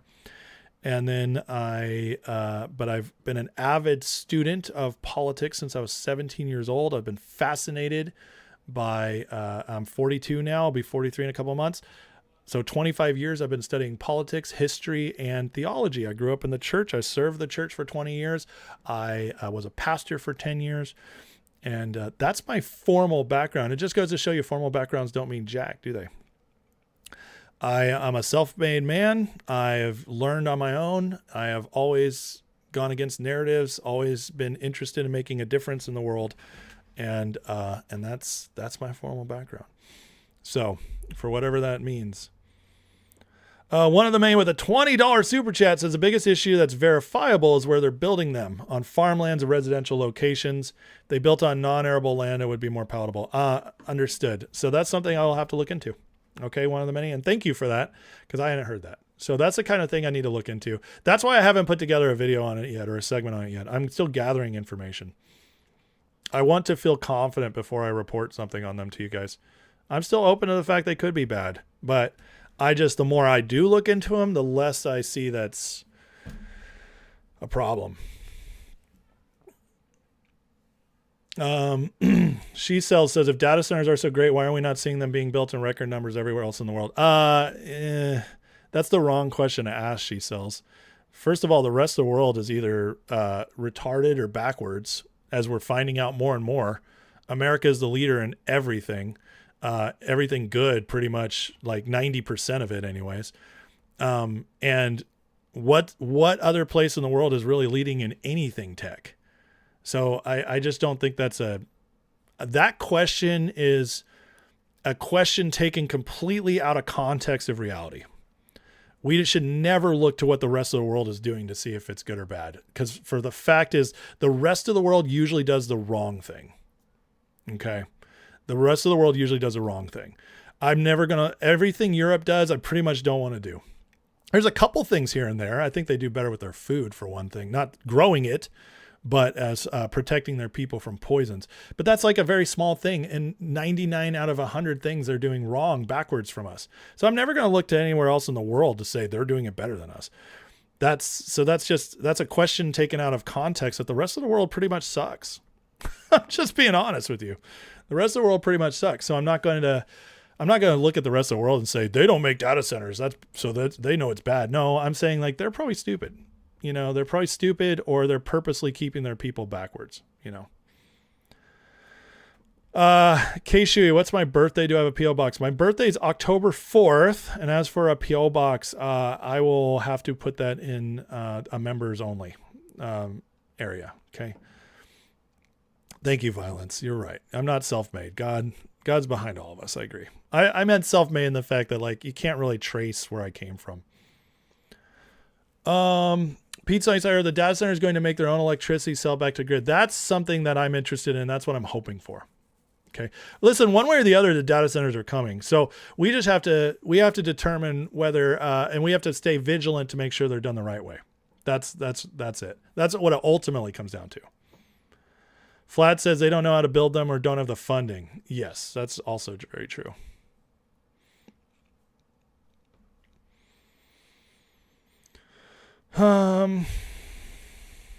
Yeah, if you're looking at the rest of the world, it means we're already behind 100%.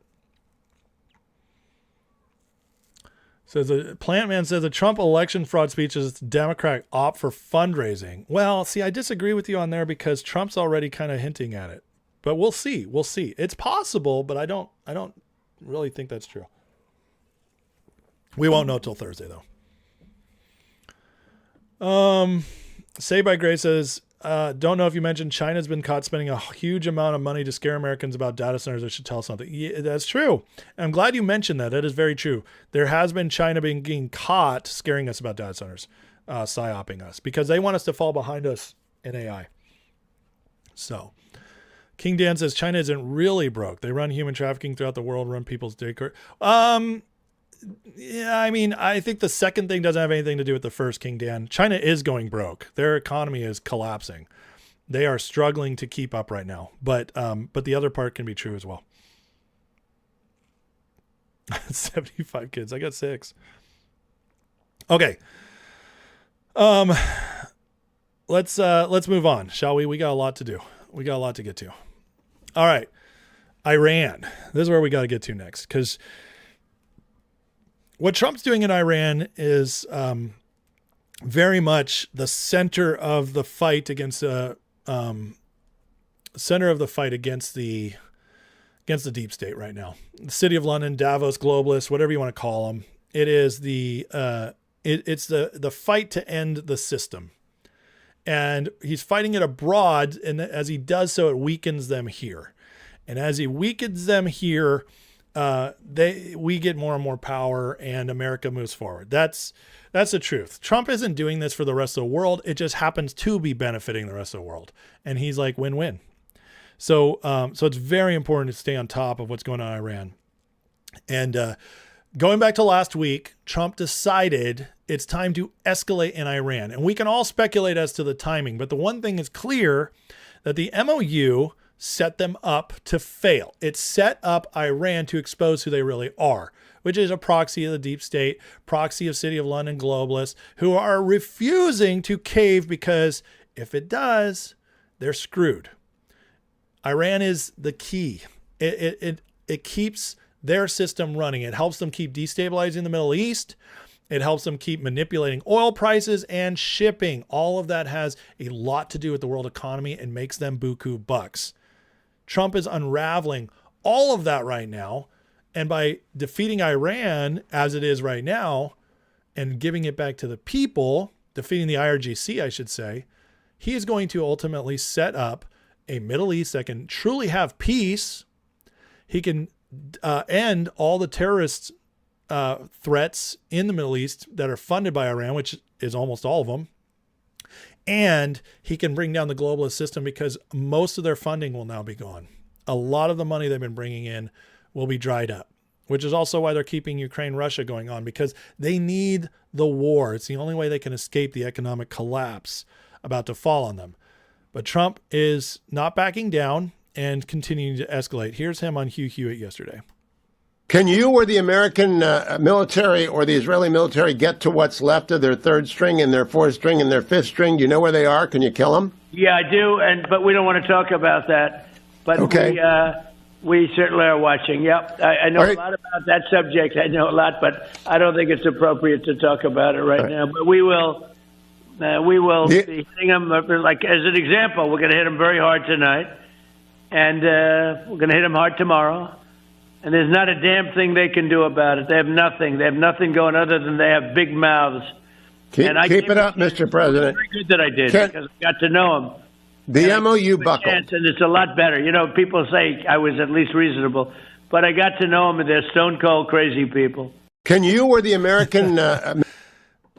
You notice how happy Hugh Hewitt is about all this. He's an old school neocon. The neocons love this. And but here's the thing. For everybody who says like Trump is going full neocon, that's just not true at all. The neocons hated Trump two weeks ago. They hated him 2 weeks ago. See, he's pissing everybody off while also making everybody happy at different moments, whether it's the peace deal or bombing. Everybody gets something in this, and nobody gets what they ultimately want, because Trump is his own man. And Trump is dismantling all these ideologies at the same time. All these fraud ideologies that got us where we're at. Whether it's neocons, whether it's the libertarian wing, whether it's the commie wing of the Democratic Party, you name it, none of them are getting what they want. None of them are getting what they expect. And that's because Trump's ultimately taking them all down. Now, it definitely, though, we're in a new era. And by new era, I mean a mini era, just like the 7 we've already gone through this year. We're in a new phase. And Trump has formally notified Congress that the fighting has resumed in Iran, a letter to congressional leaders describing defensive strikes against targets within Iran. What Trump just did is he took back the war powers that they could not get away from him, and now he has 60 days to do what he wants. 60 days to go all in to take him out. I have a feeling this will end faster than that. But Trump, the MOU, again, another way it just worked out in our favor. See, Trump knows how to use the law. He knows how to use our system to get done what he wants to do. When they don't pass law, when they don't support him, when they push back on everything he does with the courts, what does Trump do? Well, instead of making our entire American system, our constitutional system, collapse by becoming an authoritarian dictator to get everything done, he does it within the system so that when he leaves, the system still has merit. The system still is upheld, and we don't have to redo everything. Because right now, honestly, would you guys want to risk a constitutional convention? Redoing it all? Would you want to risk that with as many crazies as we have in this nation right now who still aren't awake? No, I would not. I want to keep our founding system. That's why Trump is operating within the law, but he knows how to use it. And that's what's important. And the MOU just bought him more time while also exposing that Iran doesn't want to change anything. Now, it's interesting now, it's coming out that apparently there's a fourth nuclear site. And this one we haven't heard about yet, but here's Trump on this. You have obliterated 3 of their nuclear sites, but they got a 4th site maybe at Pickaxe Mountain. Yeah. Before you enter into another deal, will you insist that IAEA inspectors get down into that deep, deep, deep tunnel and find out if they got a doomsday machine down there? Absolutely. They don't have it because we have eyes, with the with Space Force and everything else. We have a lot of eyes on it. But Pickaxe is a possible target for a nice big fat shot right into the front door. And I think that you'll see that. I'll tell them right now, look, the fact is they have no Air Force, they have no Navy, they have no nothing. All they do is talk, and they have fake press. They do very well with the fake press. But yes, they do. Because the fake news wants us to lose. It's not even, the New York Times, they actually said a week ago, can't imagine they say it now, but think of it. They have no Navy, have no Air Force, have no anything. They have no military, they have nothing.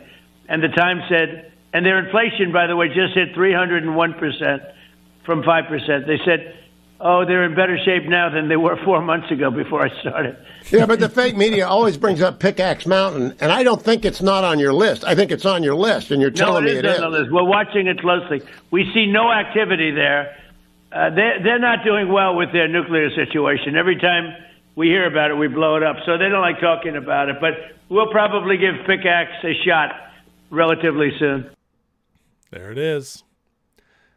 What do you think what's been going on during this slowdown? Do you think Trump and them were just twiddling thumbs waiting to see what Iran would do? No, they were gathering data. They were planning for wargaming, I should say, the next moves. And if Iran, Trump did give them an off-ramp, just like he did with Europe, just like he does with everybody. He always gives an off-ramp because he's like, Trump doesn't want bloodshed. He is a president of peace. Here's your off-ramp. Take it. He knew they probably won't, but just in case, here you go. But what did we do? We left everybody in the Middle East. We left all our ships there. Trump probably told Hegseth, this MOU probably won't work, but get ready. But it will buy us time. We can gather data. We can prove to the world that these people are crazy. All of that. And now Trump's fully in control. He has everything. In February 28th, when we first struck, it shocked the world. Nobody was ready for it. The people weren't ready for another war. There was the podcaster sphere. They all freaked out. A bunch of MAGA people were like, what is happening? But now Trump's had time to show us, A, he's going to do it differently. B, we are unbeatable. And C, here's the case. And now people are like, oh yeah, it makes sense. Oh, and our economy's not collapsing. Huh. It's amazing. It's amazing how he also gave it time for everybody's predictions to be wrong. So Trump gained a lot of trust. The MOU, when you look at that from that perspective, it's genius. And now there's another nuke site we might be taking out. Trump wants this done comprehensively. He wants this done comprehensively. So here is what's been happening. Here's CENTCOM saying at 4:45 p.m. today, that was yesterday, U.S. CENTCOM began launching the third consecutive night of strikes. These strikes will continue imposing heavy costs on Iranian forces to degrade their ability to attack innocent civilians and commercial shipping. Isn't that interesting? Attack the innocents. Like they're protesters setting the stage for a takeover. The people, maybe their revolution. Very interesting. It's fascinating to me how targeted we've been. I know we had the school incident early in the fight, which, I still don't know 100% if it was from our forces, but if it was, it's tragic. This stuff does happen in war, though. But interesting that with all these strikes, that's the only story that's come out from all this. If there was innocents getting killed, the Iranian media would be pressing it like crazy. It's amazing how tactically precise we've been with all this. Here's a little more from CENTCOM telling us what happened yesterday. CENTCOM completed the latest wave of strikes against Iran last night. During the 5-hour mission, U.S. forces successfully struck military targets across Iran, including Bashir, Chabahar, Jask, Konarak, Abu Maisa, and Bandar Abbas, to further degrade Iran's ability to attack commercial shipping. CENTCOM forces employ precision munitions against their coastal defense systems, missile and drone sites, maritime capabilities. More than 50,000 service members currently deployed. Wow, but none on the ground. Isn't that interesting? Here's a little video.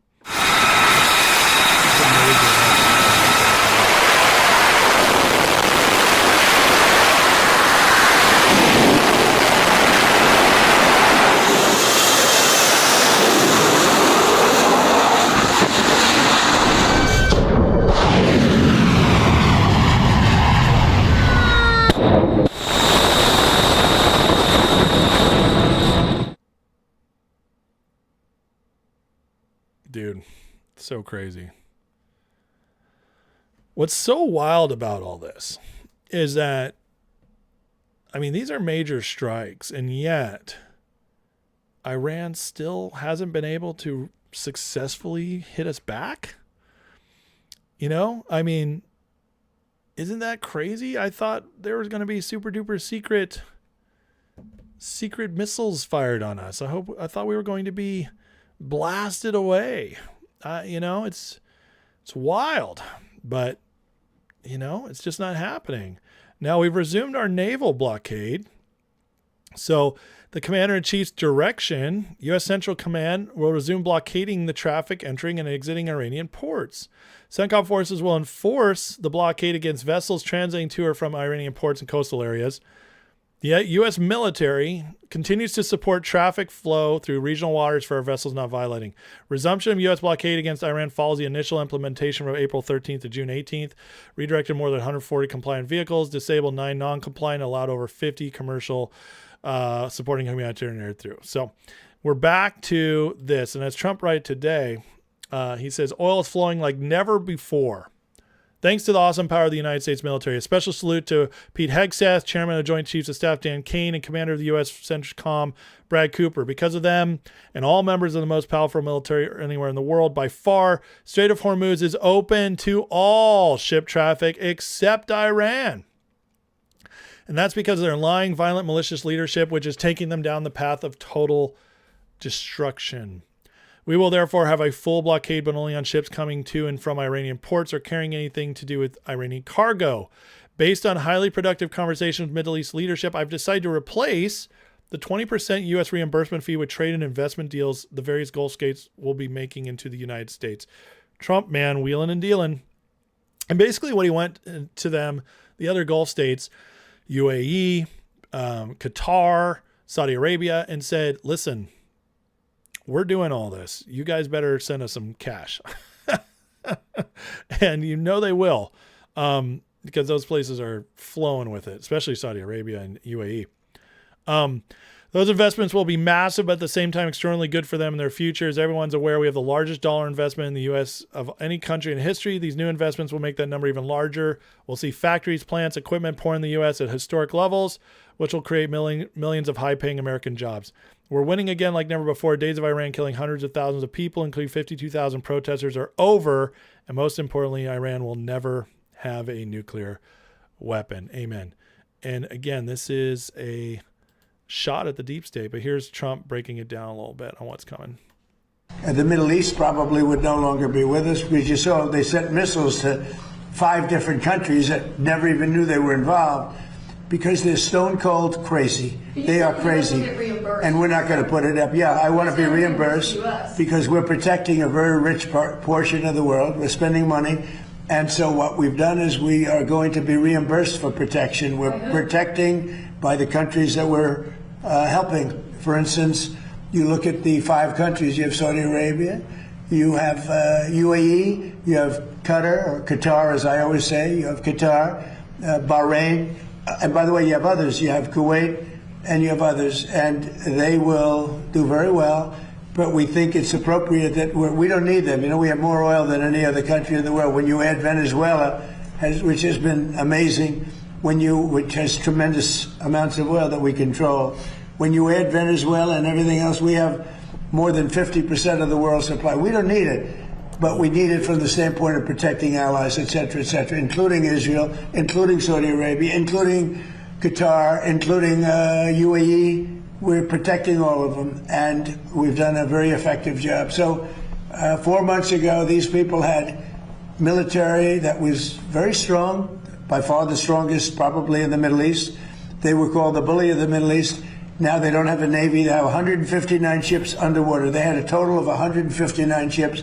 Now every one of them is underwater. They had 230 airplanes, attack planes. They're all gone. They're gone. They had tremendous radar. It's all gone. They had tremendous anti-aircraft. It's all gone.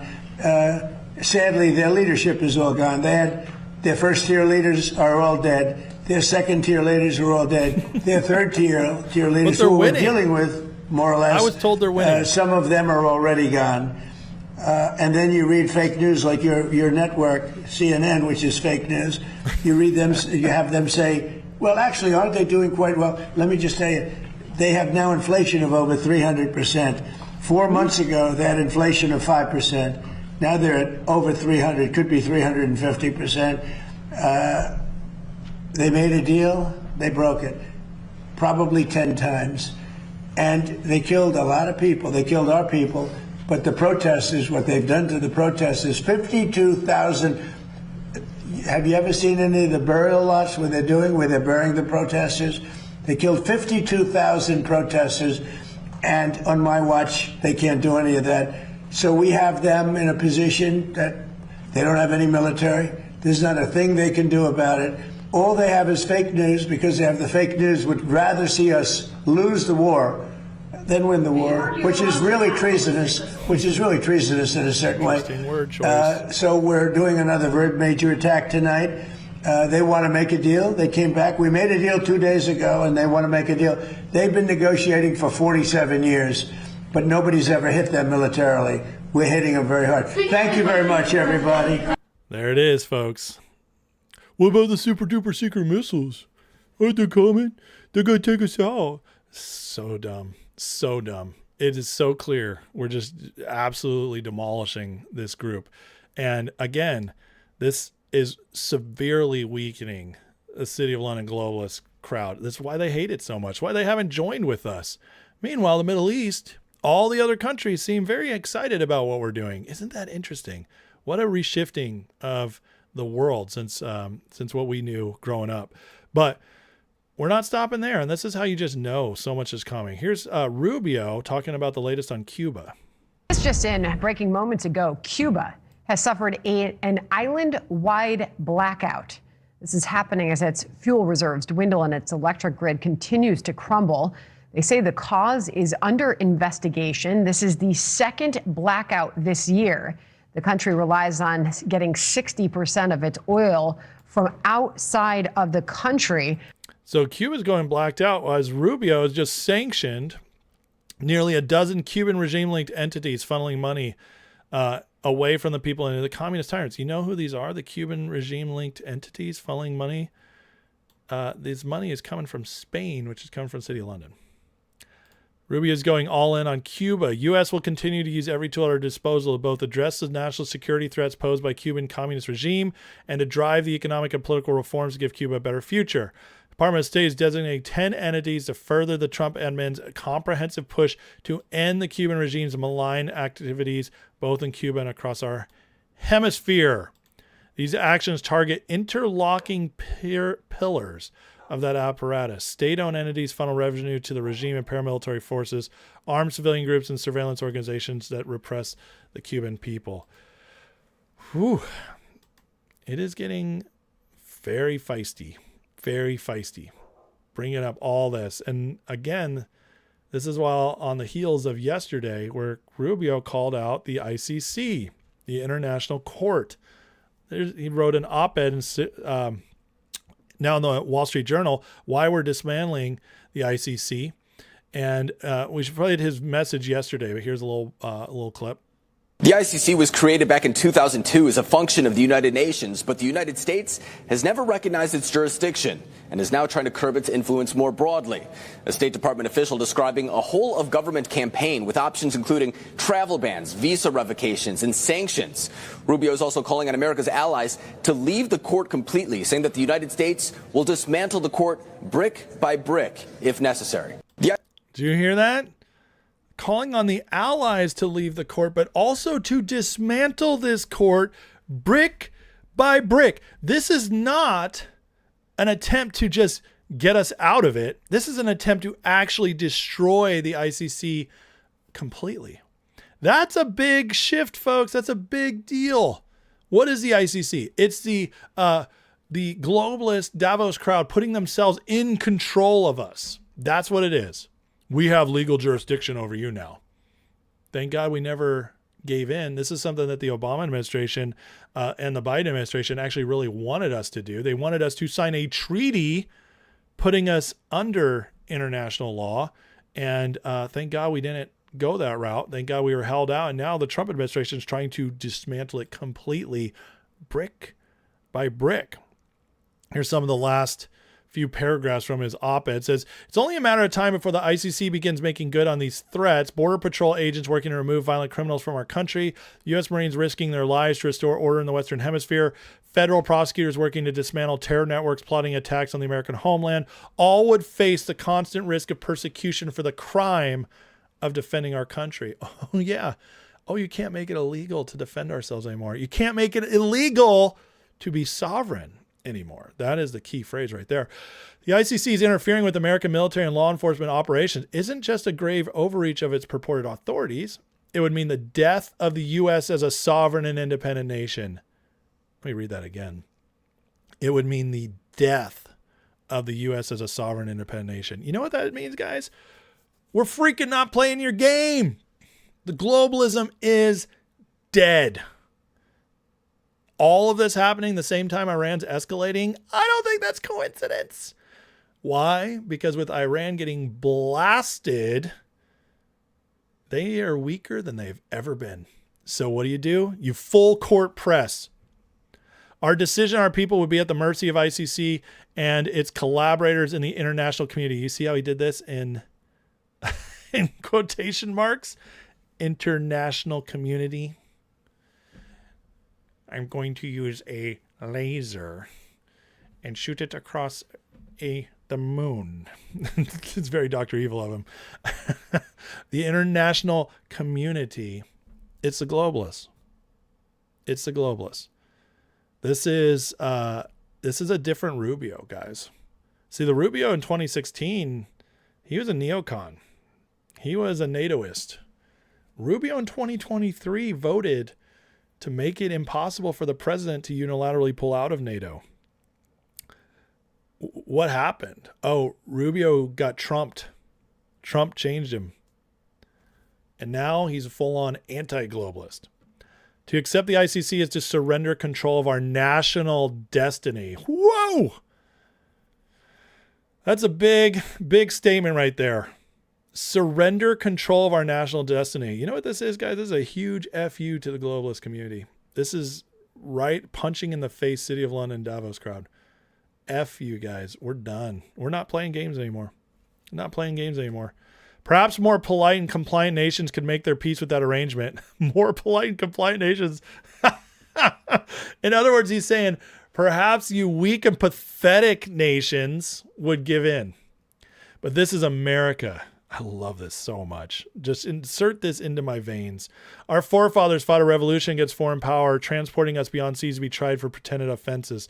Independence is our birthright. We don't intend to trade it for rule by a self-appointed priesthood of international law. Bam! God, I love this so much. Trump admitted will always protect American service members from this threat. The U.S. is launching a diplomatic campaign with a simple message: sovereign states over globalism. That's the entire game right there. Sovereign states over globalism. That's it. That's the whole thing right there. That's our foreign policy. Everybody gets to be sovereign. Break the globalist system. Anything globalist, anything trying to control us from afar, anything anybody else wants to do to control other nations from afar, we're breaking it.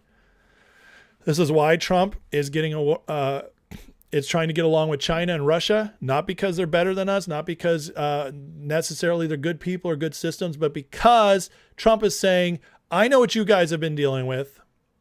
How about we all stay sovereign and we'll all figure it out, but we're going to all work together to destroy these jerks over here. That's what it is right there. Sovereign states over globalism. Those who benefit from American security must not stand idly by while those who provide that security are targeted. Whoa. He's basically saying, if you are in NATO and we are protecting you, you better get in. This is only the beginning, he says. Using all the tools at our government's disposal, working beside every ally with whom we can make common cause, we will dismantle the ICC brick by brick if necessary. Using all the tools at our government's disposal, working beside every ally with whom we can make common cause. In other words, any of you guys agree with us, jump in. We're going to destroy them. Let's do this. Let's all ride together. Beautiful. Beautiful. This is what we're getting rid of. These are the people who would be trying to take us over, trying to make our decisions. The International Criminal Court. 5 diversified women and a beta schmuck. That's the International Court, folks. Good Lord. You can't make this stuff up. You absolutely cannot make this stuff up. And so while all this is going on, we're ramping up Iran, we're crushing Cuba, we're tearing down the ICC, the globalist community attack on us to control us from international law. Trump today is meeting with the Iraq prime minister. Says, we love Iraq. This man won a big election. They're very well represented. I can tell you that. Iraq all of a sudden is a big player in the Middle East and is on our side helping us against Iran. I've been following this a little bit. It's very interesting. Iraq has been cleaning out the corrupt in their nation. They've been disarming anybody who's pro-Iran. This is very interesting that he's now at the White House. What a different world that Iraq is now visiting us as allies. Crazy. So, where we're at? Well, Charlie Kirk knew. Here's Charlie Kirk explaining Trump. We may not have realized it at the time, but Trump is the bodyguard of Western civilization. From that moment he came down that famous escalator, he started a movement to reclaim our government from the rotten cartel of insiders that have been destroying our country. All of that is within our grasp if we secure 4 more years for the defender of Western civilization, our champion, my friend, the 45th President of the United States, President Donald J. Trump. The bodyguard of Western civilization. Charlie got it. Charlie got it. And that's why they took him out. And then the Department of War posted this today. Are you trusting the plan? Trust the plan, Patriots. I'm trusting the plan. As when you look at it, it sure makes a lot of sense, doesn't it? It sure seems to be working in the right direction. Pretty incredible stuff, folks. Pretty incredible stuff. Where we're headed, this is so much more than what most people even knew they were voting for, and we just keep getting more and more. It's beautiful. It's beautiful. And I have, the more we see it play out, the more I do believe Patriots really are in control, and I'm definitely trusting that plan. All right, guys, hit that like and subscribe. Next, we got the Grifter Report. But before we get to the Grifter Report, let me catch up with what's going on in the Chisette. Let's see here. Nick Majors with a $5 super chat says, I'm excited. Me too, brother. I'm very excited for where we could be going. It's dude, we're in such a good place. I don't think, I understand people get frustrated. We're not doing enough. We're not there yet. I do get it a little bit, but I also got to say, like, listen, we're making moves and progressing in a way that we just most of us never thought we'd see. This is like dreams coming true, the stuff that we're pulling off. It really is. I mean, flipping off the the globalists flipping off the whole international law community. I mean, come on. How amazing is that? How much like, you know, Rubio saying like, we're going to tear it down brick by brick instead of just saying we're going to pull out of it. I mean, that's what I want, man. That's more than what I asked for. It's, you know, it's what I hoped for deep down, but I never thought would happen. It's brilliant and it's wonderful. And we are winning so much right now. So much. So I'm so excited for the future. And I tell you, I do all this research. Okay. And I get more white pilled every day. I really do. Because the more I see, the more I'm excited, the more I believe things are heading in the right direction. One of the many asked, am I planning to stream the Trump speech Thursday? So, good question, brother. So here's the deal. Tomorrow night, Wednesday night, I am leaving. I'm going to Texas. It is my grandfather's 95th birthday on Saturday, and I want to be there for it. So my Texas family is throwing a big thing for him. And I want to be there. And because I'm heading to Texas, well, it just so happens all my best friends live in Texas. So I decided to leave a couple days early to go see my friends while I'm in town. So that means Thursday and Friday when I usually stream, I'm going to be in Texas. I want to do something for Trump's speech. I don't know yet if I'm going to be able to pull it off. So Friday, I definitely will not be streaming. Friday, I do have an interview with Rich that morning, so you'll see some videos of me later, but I won't be streaming on Friday. Thursday, if I stream, it will be that night. It will be for the Trump speech. But we're not there yet. So I'm going to try to get there. I'm going to try to figure out if I can make it work. But yeah, we'll see. Nothing's guaranteed yet. Okay. So we'll just see what I can pull off. Illustrate Life says, my dad thinks you've inadvertently fallen for LaRouche and Promethean Action teachings. I want you to check it out and be careful. Yeah, first of all, I haven't fallen for anything. I knew my own research brought me to my conclusions before I followed Promethean Action. What Promethean Action is saying right now is just affirming what I've already come to on my own conclusions. They do some in-depth stuff that I don't do, especially economically. But I got to tell you, I'm on the same side of them because of my own research. And a lot of the concerns about LaRouche, as I've deep dived him, are unfounded. And a lot of those concerns come from when LaRouche did hang out with socialists in the 60s and 70s, but he disavowed them. And by the time he died, he was much more like a Pat Buchanan type than he was Marxist. So yeah, so I don't have any concerns about Promethean Action. I'm sorry.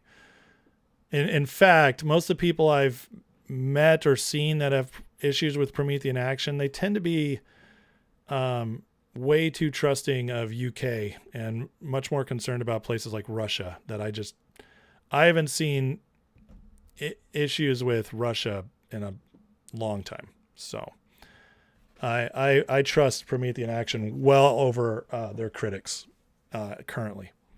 So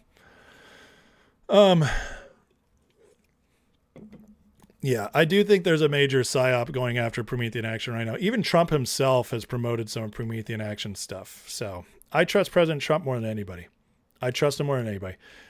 Honestly, I can't think of a single person alive right now who I would trust over President Trump, because he's done 10 years of steering us in the right direction. He's done more for my country, which means he's done more for me than nearly anybody else alive. So when it comes to that, I'm going to trust Trump, and Trump apparently trusts Promethean Action ladies. So that's where I'm on that. Show my family behind the scenes live stream on Thursday. My family is not going to be with me. I'm going to be in Texas by myself. My family's staying here. I didn't say it's a criticism as a psyop, Savs. That's not what I said. You're twisting my words. Savs, I notice you get very defensive when your stuff is disagreed with. I said the coordinated nonstop attack on, I didn't say her dad was a psyop on Promethean. I'm saying other stuff I've seen against Promethean is a psyop. That's what I said. Okay. Be careful how you get defensive sometimes.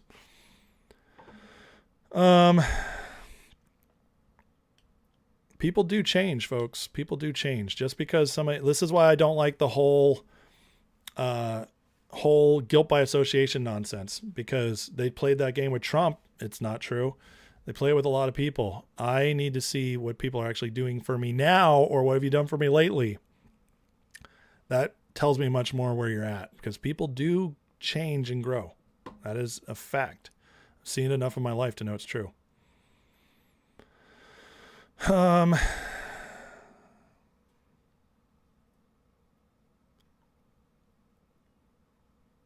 Let's see. Yeah, I at the current moment, I have no issues with Promethean action. So, let's see here.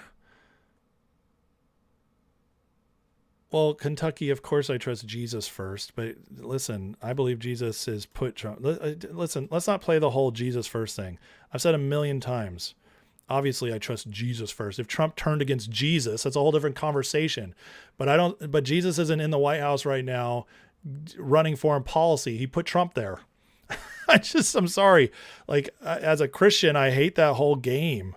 Oh, don't worship Trump. I'm not worshiping Trump. I say he's a man I trust. That whole like religious game, like, I trust Jesus first. Of course. Come on. Like, is that what we're going to play? Like that game right now? That's so dumb. Obviously, I wasn't saying I trust Trump over Jesus. Like, come on. You don't even need to say stuff like that. That should be obvious. Anybody who's watched my show for more than like a week knows that. Was I a lawyer? No, I've never been a lawyer. Thank God. Thank God.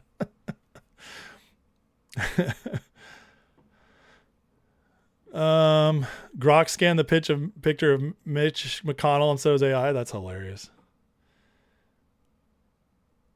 People do change and grow. It does happen. Not everybody. Some people get bitter and stay in their ways, but most people who are intellectually honest change and grow. It's,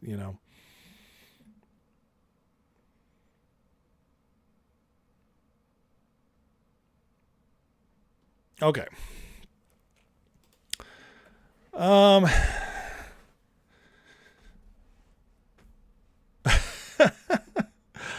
Lost sound? Uh-oh, refresh if you lost sound. I need to trust the Seahawks over the Niners. Shogun, if you weren't a mod, I'd give you a 5-minute timeout for that one. Oh, man. It wasn't that it offended me, Kentucky. I just thought it's one of those things I don't feel is needed to be said all the time. It just comes across as religious. And I'm not saying you even meant it that way. I just don't think, like, at this point, we're so far along. I don't think we need to I don't think every single time I say I trust Trump anymore, I have to say, but I trust Jesus first. I just think, like, that's something that, good people, like, it should just be accepted and understood at this point. Like, all of us who are Christians, anybody who's a Christian obviously chooses Jesus first. Okay. And if you don't, you have an issue, but the vast majority of us, it should just be a given. And I just don't think we need to say that anymore, especially if we're talking about people, So that's just why I criticize it. Cause I think like that need to explain that is, that need to caveat everything is kind of just like, I don't know. It's just, and I'm not saying you mean that. I don't see you mean it when you said it, but it's just kind of like a weak thing to do, right? Like having to caveat everything. I think it should be like, obviously, like, how I got to Trump is because I trust Jesus first. Okay.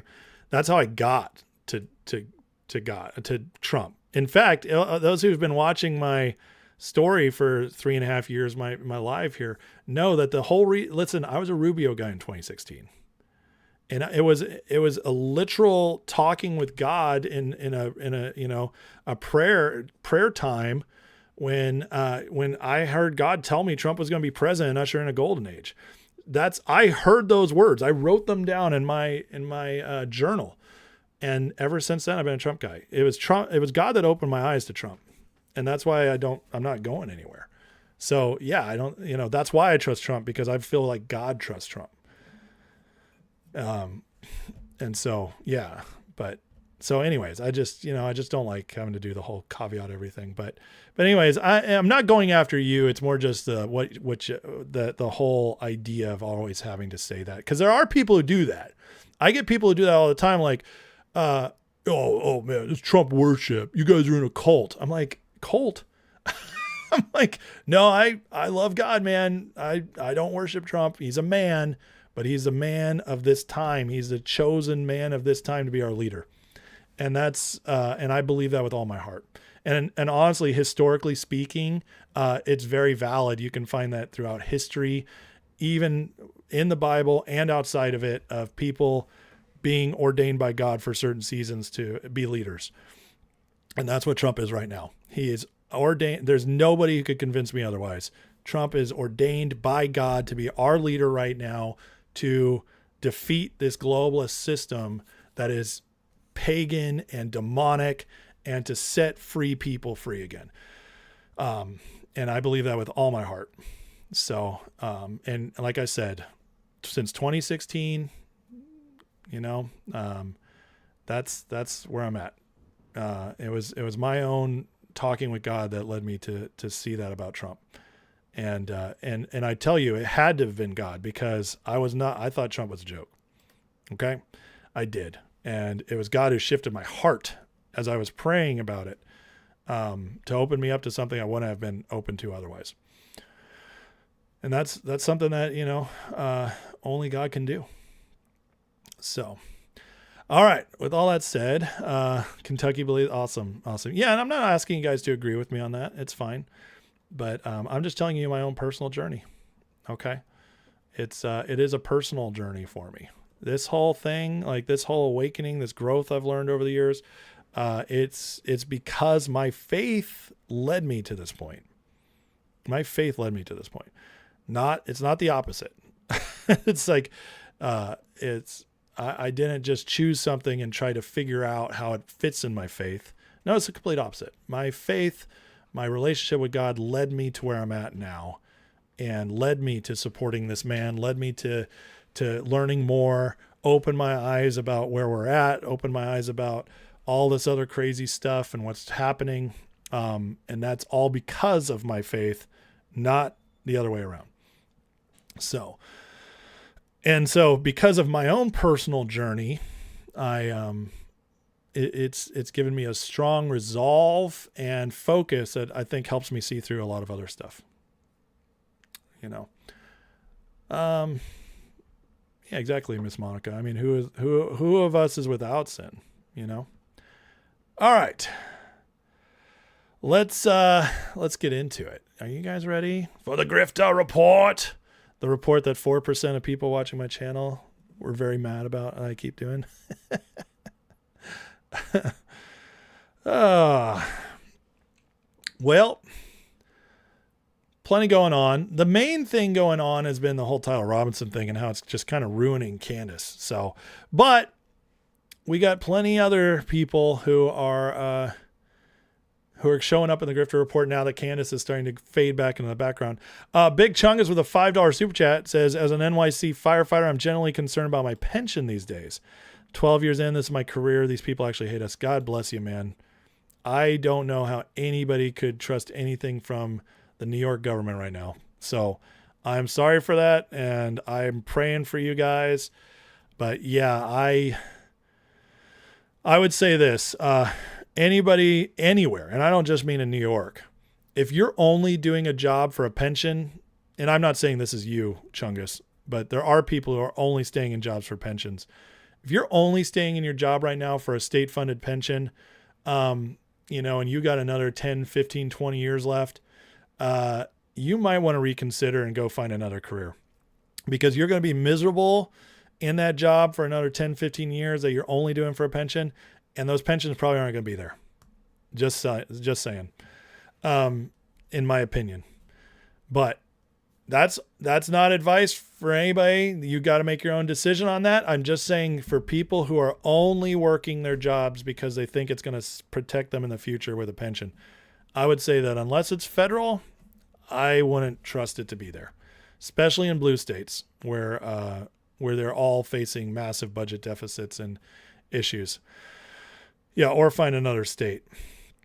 But yeah, there are terrible things ahead for pensions in America and many American systems, I would say, especially in the poorly run blue states.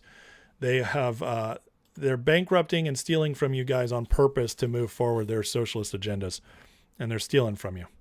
So I would be concerned too, Chungus. Unfortunately, because you're in New York, I am hopeful for all the states long term. Short term, I'm not. I think New York, California is still going to go through some more pain. And it's because the people there haven't really risen up enough yet. The rest of the country is waking up. The rest of the country's, but we need more in the blue states to change it. We really do. Escape from New York was a documentary. One of the many says, don't worry about pension. If you're poor enough, they'll freeze your rent for real. Yeah, right. Well, that's true. But also, it's only going to get worse in that area too, eventually. Wait till they can't freeze it anymore. And you get hit with like a doubling or a tripling of your rent. So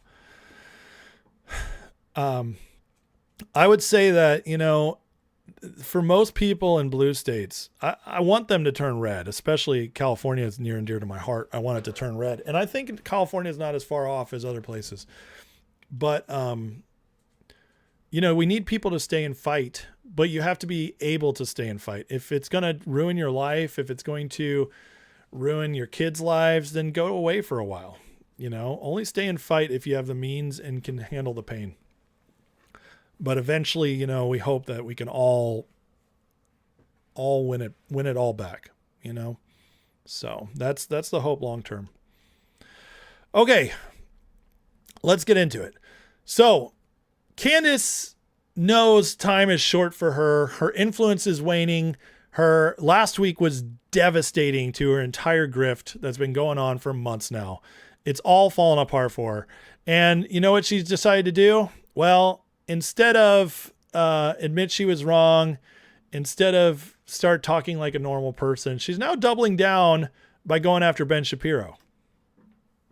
And who was Ben Shapiro at lunch with? In fact, I'd like to know so much that if somebody can provide evidence of who he was at lunch with, because I have a hunch of who he was with in LA when this happened, I will put up $10,000 bounty on that piece of information.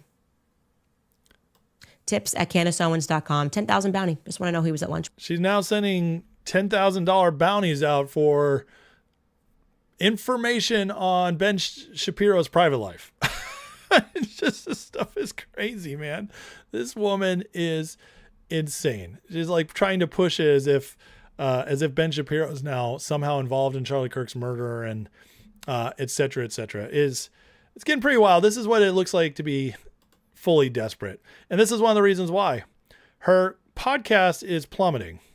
192. I saw somebody else reply to this. It's now at like 195. Things are falling apart for Candace real bad. And it's not just her. It's all these people. I mean, see now what's happened in the last year, and it's really ramped up the last few months, is that now people are finally saying, oh, all these people I used to like or listen to, I'm starting to doubt them. I'm starting to have questions. Let's start looking into them more. And it's producing a whole lot of very fascinating information. We have more coming out on all kinds of grifters, including Stu Peters. Now, this one's crazy. Stu Peters has been one of the worst for a long time. This guy is out there parroting Candace's nonsense. And apparently Stu Peters defrauded Jesse Ventura's son and infiltrated his house to get a small film role. Listen to this story. This is crazy. In summer of 2020, Stuart Peters befriended Minnesota Governor Jesse Ventura's son, Tyrell. He lied about Hollywood connections to get a role in a short film Tyrell was directing. Peters was invited to stay at the governor's mansion. Staff treated him like family, did his laundry, cooked his meals, and provided security rides for somewhere between 1 and 4 weeks. Tyrell then grew suspicious. Police ran a background check and evicted him as an imposter. At the time, Peters had several active warrants for small nonviolent offenses. This is insane. So apparently Stu Peters was a failed actor. Oh yeah. How about, it's so funny once you find out where these people come from. They were all addicted to attention, just like Candace, who she came on the scene originally for going after her school for being racist. And from there, she created a marketing company that went after she used that leverage from being in the news, created a marketing company that was liberal and wrote several things, including why you should marry a gay guy, and went after Trump. And then in 2017, she realized where the country was turning. And so she came out as the Blexit, face of black exit from the Democratic Party. And, I'm a conservative now. She grifted her way into jobs, major jobs at Daily Wire and PragerU, where it turned out everybody found out she was a psycho and failed her. These people are all the same. And this is how the most useful people are the people desperate for attention, because they're really willing to sell their souls, just as Stu Peters did. So more and more is coming out on them. And it's just crazy. Now, one of the grifters, who is a recurring star of the Grifter Report, is Nick Fuentes, who, Fuentes has been going after Candace lately, and Ian Carroll and Dan Bilzerian and Jake Shields. He's been calling out a lot of them, and the question was why? Well, the question, in my opinion, has been answered, because now he is going all the way back to hating on Trump and running his grift. The thing is, he just knew how retarded they all sounded, and was distancing himself. But here's Nick Fuentes going back to being the Nick Fuentes we all knew he was. And this is when you realize Trump is the problem. Not his advisors, not his personnel, not the Democrats. There is no one else you are running out of runway for other people to blame, for other excuses, because wasn't that always the excuse? Why did nothing happen in the first term? The personnel were slowing him down. In this term, he's slowing the personnel down. The people in DHS are furious with Trump because he doesn't want to build the wall. It's not that they can't. It's not that the Democrats are stopping. He doesn't want to anymore. The people in DHS want more deportations. He won't let them. So that's not an excuse. Deportations are at all-time highs. The wall is almost finished, and a second wall is going up along the southern border. All this is lies. See, this is Nick being Nick again. After he destroyed, or he saw Candace's star was falling, so he jumped ship on her, and he did it all to establish credibility. And this is where Nick is now. He went all the way back. Remember the other day he said we only have hope in the Republican Party. Well, he's back to cozying up with the Democrats again. And so forget about Trump fucking blowing it in the second term. He's also going to potentially blow it for us in 2028. And I don't want this to happen, but we might literally have to suffer another Democrat presidency for the next 4 years to have a true reset. That's how much damage Trump has done to the Republican brand. That's how much his pernicious influence has spoiled any opportunity for something fresh to come up. He's presenting a real problem, because in 28, you're going to have to, if you want to shake things up, you're going to have to thread the needle between pissing off Trump and alienating all the people that still support him, but at the same time voicing those legitimate criticisms for how Trump has totally failed us and departed from the original mission to activate all the people that are not happy with Trump. It's an impossible situation. In 28, you got to simultaneously kiss Trump's ass and say, you're the greatest president ever. And yeah, it's the best economy. And, we defeated the Iranians. That's what it was always about. Because you can't piss off these retarded boomers that only watch Fox News and still worship Trump. Can't piss them off. Can't piss off all these idiots in the Facebook comment section. They'll take endless abuse from Trump. But also, you got to talk to the rest of America, the other 75% that have an internal monologue, and say, yeah, we know it's a betrayal. We know it's a pretty big letdown to say no new wars. You know what's hilarious is, I'm a millennial. I'm 42. I barely missed the Gen X train. I'm a little sad about it. I like Gen X, and I honestly, in my my life, the way I was raised, the way I see the world, I'm much more aligned with Gen X, their pop culture, everything that I do millennials. But regardless, by my age, I am technically a millennial. And so as a millennial, I want to say that, I'm getting everything I voted for and more. And see, that's the thing. Like what we see in Nick and people like that, we see that he's still clearly an asset, because Trump, everything I've just shown, everything you guys watch, if you watch the full podcast or my other clips, you can see the evidence is he's dismantling the globalist system. The evidence is overwhelming. So why would somebody like Nick be so mad about it? And that's the grift right there. And that's the tell. That's the tell that everything he just said, he's lying to his audience of angry young males. He's lying to them to make them feel like they're in on a club. And you notice how Nick doesn't actually bring up receipts. He just spouts it out. This is how they do it. This is how they work. And it's funny to me that, Nick still seems to be on the good end. I have a feeling Candace and those other ones, they're kind of they're like, we're losing your usefulness. You went a little too retard. You never go full retard, Candace, and you did. That's why Nick cut bait with her. But it's pretty clear Nick is fully back in on the grift. And so I fully expect him to be hanging out with Alex Jones again soon, as he's done many interviews with him, Tucker Carlson, et cetera, because this is exactly the talking points they're doing. By the way, this whole boomers are the whole reason Trump is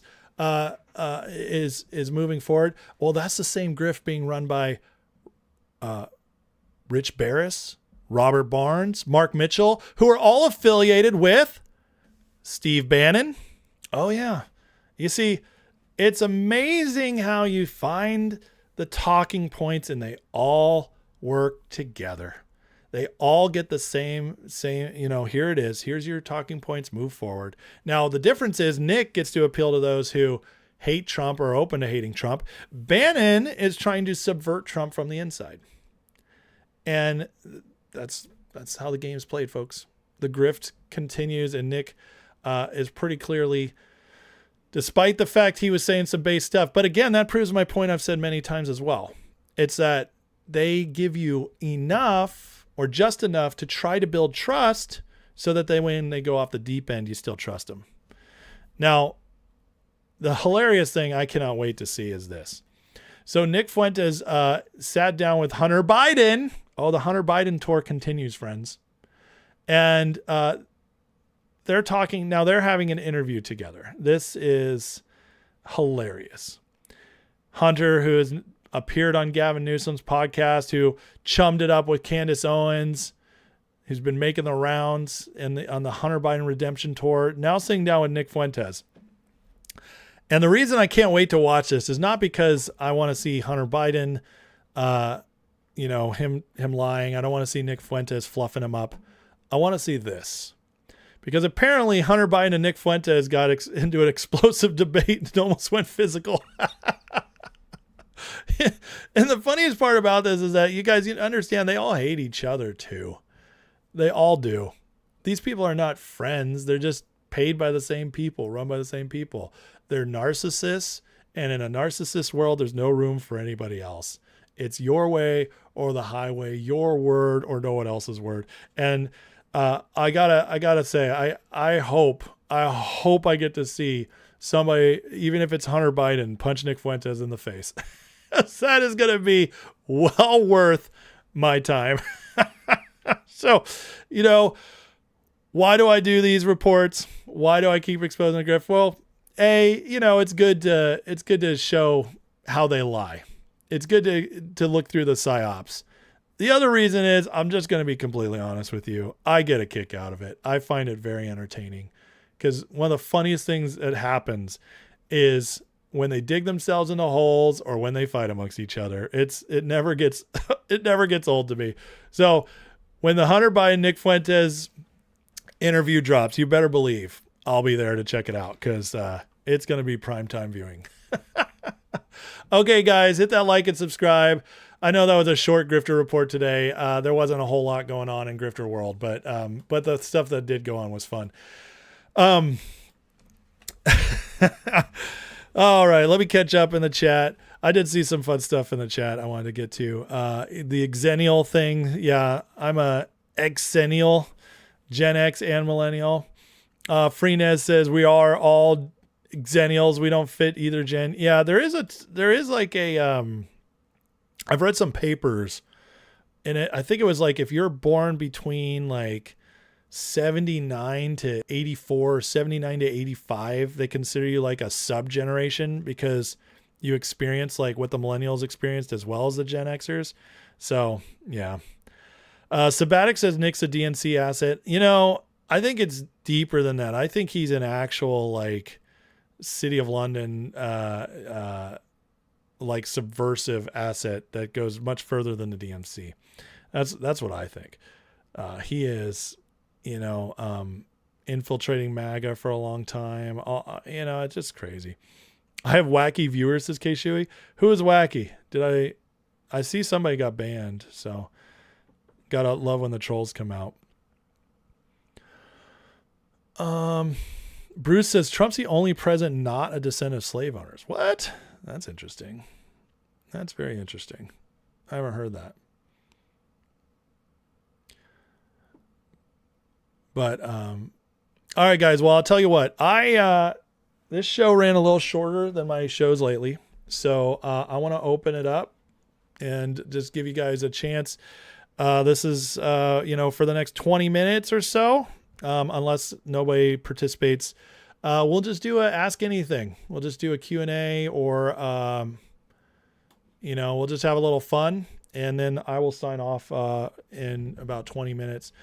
But unless I get ranting, but yeah, because I'm done with my news segments for today, especially because the Grifter report was smaller than usual. So, but yeah, so tag me, or if you want, you can super chat if you want to support the channel. But yes, please hit the like, guys. Subscribe if you're heading out, or go into the description if you want to be a part of the community on a deeper level. Click the Patreon link, get a free month, and check out the membership. And then if you want to hang out, you can become a part of the Discord where the chat's going 24/7. So, all right. What do I think about Cuban Missile thing? Which one? Like in the 60s or now? Like drone strikes up thing. If they're talking about Cuba having missiles or drones now that are going to hurt us, that's a psyop. It's a psyop to scare us, to think that nothing is going to happen, okay, or that we got to be afraid. Are they trying to go after Mom Donnie for trying to collude with a foreign country? I think something's going to come of that. I really do. Yeah, I think. I mean, it's if nothing else, it's an opportunity to expose them for the midterms. I don't think Trump will remove him before the midterms. I don't, because see, when you're dealing with voters and you need the votes, the more extreme you get, you will make your hardcore base more passionate, but you'll lose people in the middle who are scared or worried about dictatorship, so on and so forth. So you have to walk a very fine line between getting stuff done and also not scaring away people. So, I don't think he'd remove them before that. I look like the guy in Vice Grip Garage. I've been getting that forever. Was that Deuterino? What was your question? Dan Marino is the right answer to what question? What'd I miss? Joe Montana or Steve Young? I mean, Montana was better in the clutch. Steve Young was more talented. Montana was better in the clutch. And I'm sorry, like Marino was great, but if you're a quarterback and you never won a Super Bowl, you can't be one of the greatest. You just can't. You're on that next tier. So Dan Marino goes on the same tier as like Phillip Rivers. You have to win at least one. You have to win at least one. The fact Marino played for 15 years and couldn't even win one, that's rough. That's rough. David says, what are my thoughts on Jay Dyer crying about the fact 1/3 of the founding fathers were Freemasons, therefore devil worship? Well, first of all, not all Freemasons are devil worshipers. The vast majority of Freemasons are not. They're in it because they just see it as a social club, like a Rotary Club. You don't really get into the dark stuff in Freemasonry until you go to the deeper levels.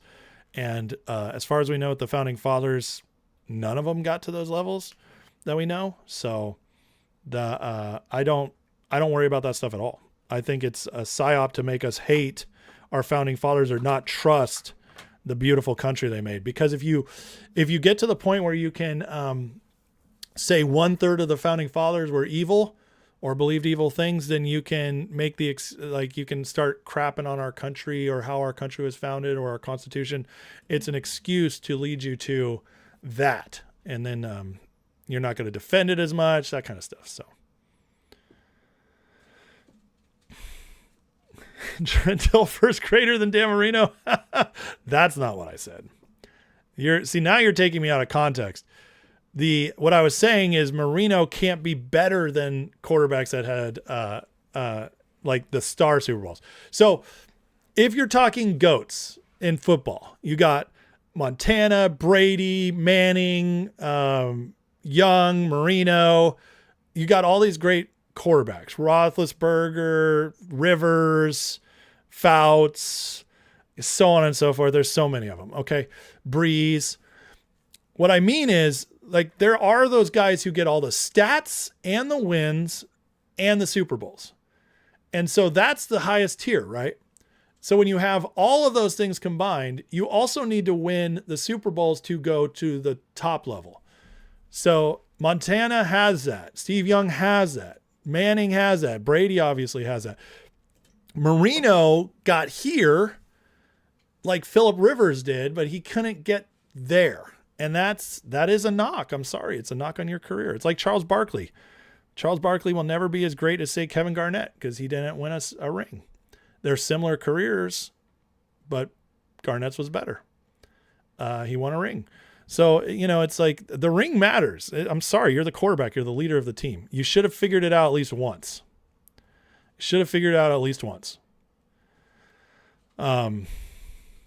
But yeah, you can't throw in. See, and there's a very few quarterbacks who got carried by their defenses. Dilfer's one of them.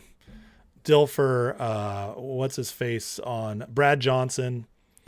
There's a few quarterbacks who do not belong in the discussion that won, but the vast majority of them belong in a discussion. Lisa Couture says, my dad was a Freemason and no idea about the stuff in higher levels. He wasn't a devil worshiper, just naive. Yep, exactly. Trump pardoned 6 guys who just worked on their cars. I know, it's so crazy.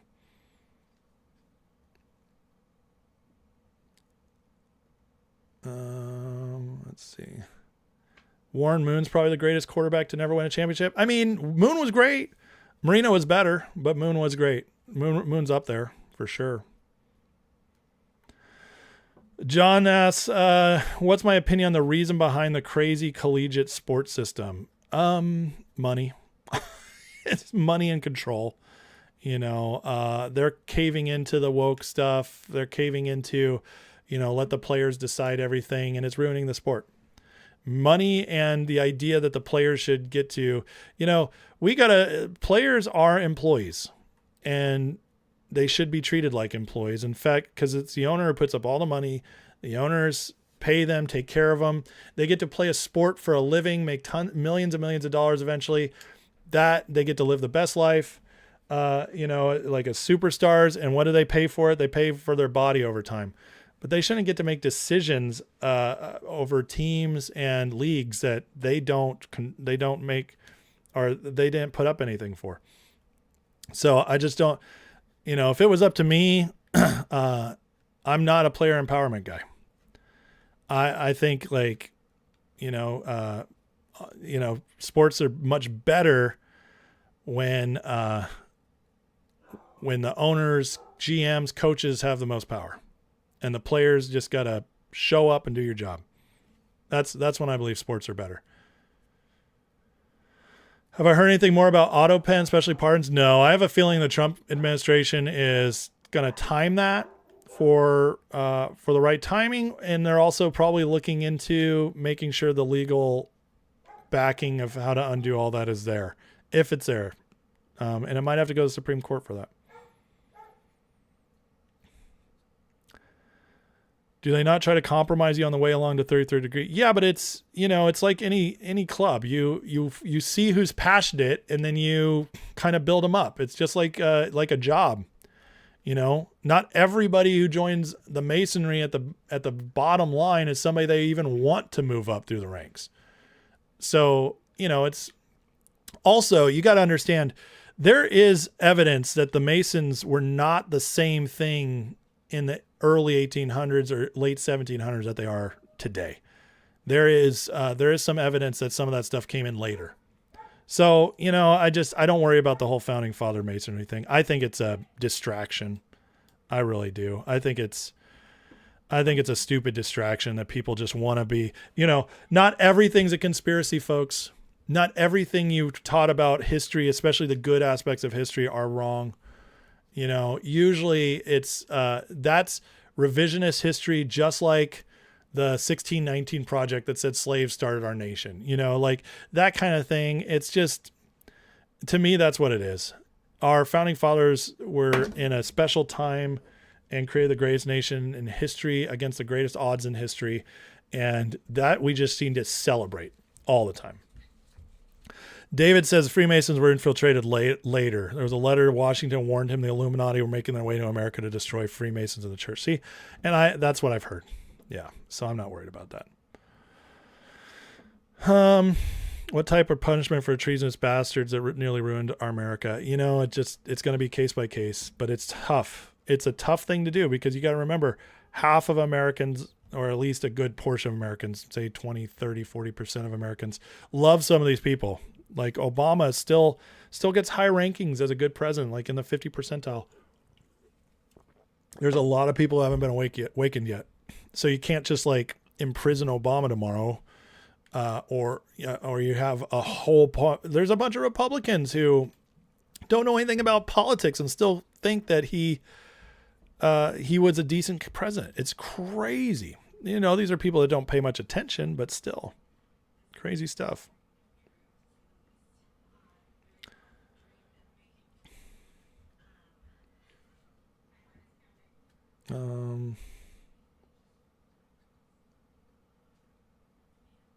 I'm not worried about the Freemason stuff for the founding fathers. I don't worry about it all. Okay. Anything else, guys?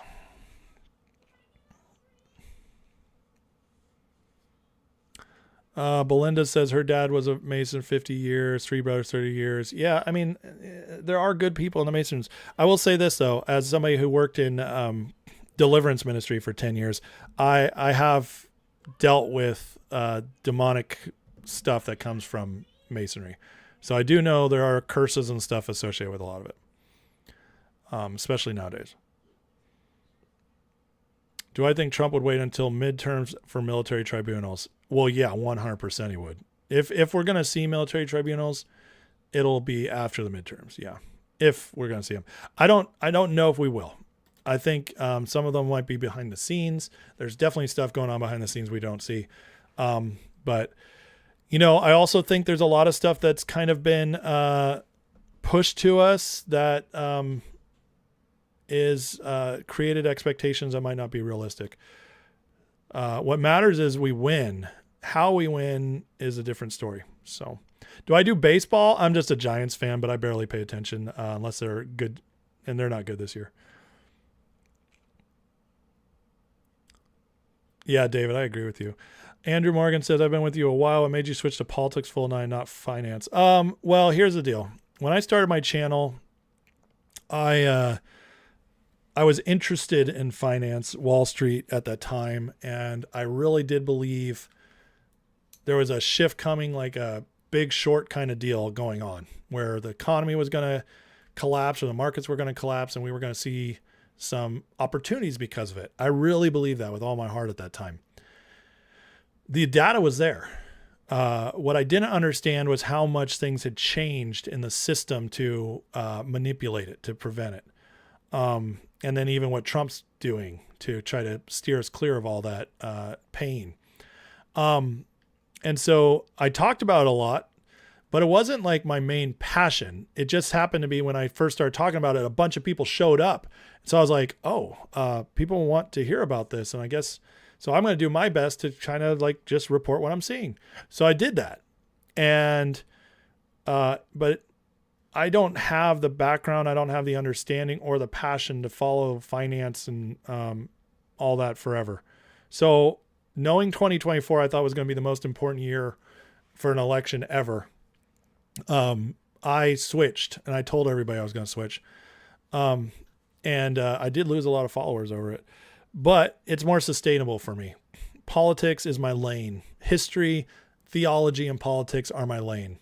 I could do a podcast on movies, but there's a million of those. I don't need to do that. I could do a podcast on sports, especially football and basketball, but I don't need to do that. There's millions of those. So I stuck with something I love, but I also thought was mattered. And I also thought is not being done very well. I don't think there's that many people reporting politics very well these days or giving real breakdowns of what's actually happening.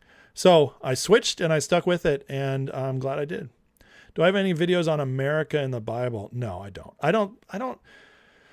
I have a lot of Bible videos, but I don't believe that biblical prophecy prophesied America, stuff like that. I don't. I have a whole different viewpoint and understanding of biblical prophecy than most Western eschatology does.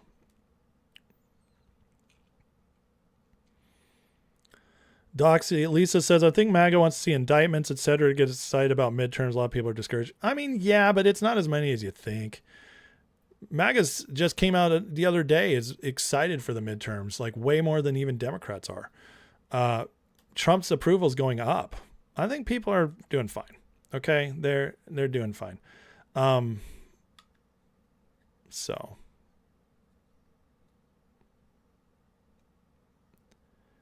Do people want to see that? Yeah, there's just not as many as you think that are like not going to show up because of it.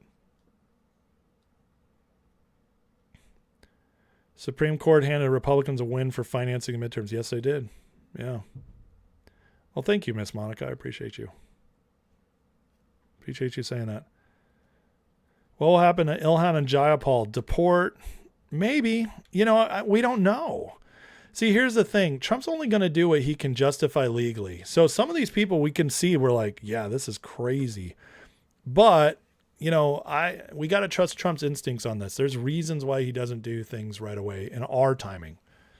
It's easy to think we know. It's easy to think we know what should happen. It's easy to think we should know timing because we want something or because we're seeing some news. But that doesn't mean we actually understand the whole story. Okay? So.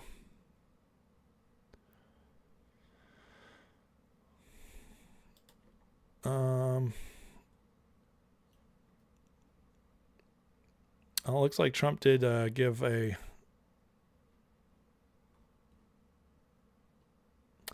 Looks like Trump is saying something about the fraud coming up. What he's going to say on Thursday. Here's a little clip. It's really big news. It's really, really big news. And our country has to shape up. But that's what we're going to be talking about Thursday is it doesn't get bigger because without free and fair elections, you don't have a country. We'll be discussing other things too, but it's going to be a very big. Oh, Thursday. I'm getting excited. I'm going to have to figure out how to stream. Thanks, Ellie. I'm glad you're still here. Have I read any of the classics, Western canon? I mean, I have. I'm actually working through Les Mis and Brothers Karamazov right now, but I've read a lot of books. I don't know. Like, are you asking something in particular? I will say nowadays, based upon how people read, it's tough. It's a lot harder to read the old stuff, but I would recommend for most people to stay in the 1900s and don't go much further back than that, because then the writing gets a little tougher. Like, I've read Frankenstein, Dracula. I love all those books, but I really recommend like anything C.S. Lewis, Tolkien, that kind of stuff. I love all that. And I believe that The Lord of the Rings by Tolkien is the greatest work of fiction ever written. I really do. I don't think anything's ever come close, and I've read a bunch. I just think it's the greatest world ever created. It's the greatest story ever written that's fictional. So yeah, I recommend that to everybody. Flat says, do I believe a hidden history of the world is being covered up? I believe there's aspects of history that are covered up. I don't believe the whole history of the world is covered up. I think for the most part, the history of the world is, we have a good idea of a lot of it. I don't think like everything would shift completely if like history was exposed. It's completely different than you think. I don't think that. I think we do actually have most of the information we need. I just think there's aspects of history that are covered up. Let's see.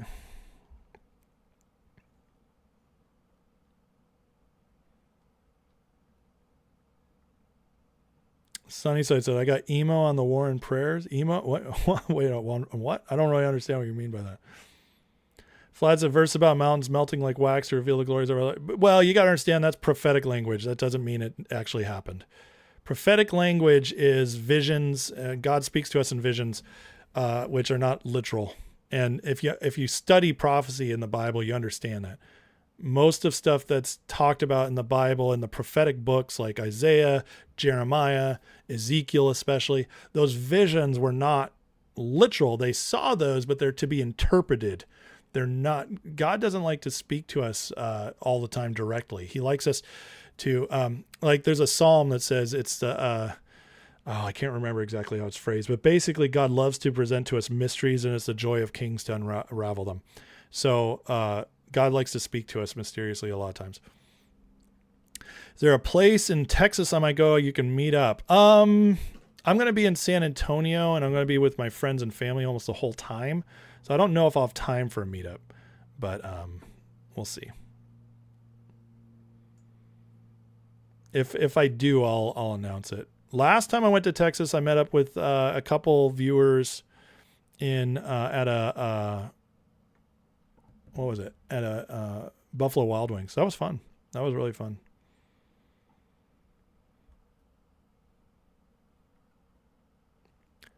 When do the 1619 people think black spelled tomorrow? I don't know. I didn't even read their stuff. It was so nonsensical and stupid. I didn't even take time to study it.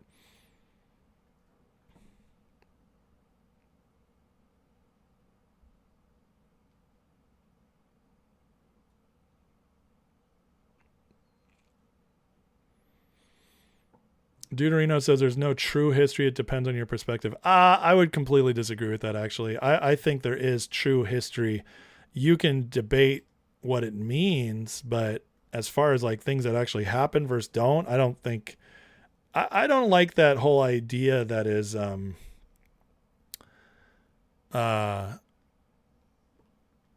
I don't like that whole idea that everything is relative. I don't think that's true. I think there is actual... truth and lies. I think I actually believe in absolutes, and I think biblically speaking that's true too. Don't worry, I'm not doxing myself. If I do a meetup in another state or here, I will do it in a public place.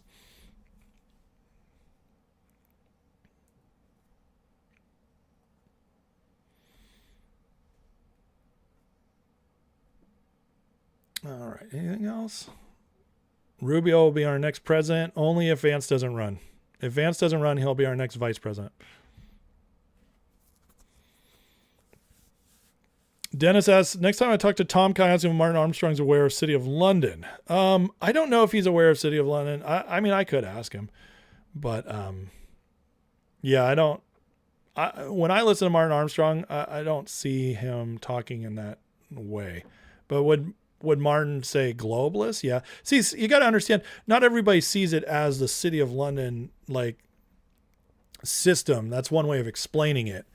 But others just call it the globalists or the Davos crowd. Martin Armstrong definitely believes in that. Vance Rubio, we're drowning in choice. We want both. Yeah, we do have we have a great bench. We have a great bench. All right, guys. Well, I'm going to call it a day. Thanks for everybody watching. Please hit the like and subscribe. Very interesting stuff. Tomorrow will be my last regular live of the week. I will be here at noon tomorrow. All right. And then I am going off to Texas. But oh wait, I do see a couple other questions. So let me answer these.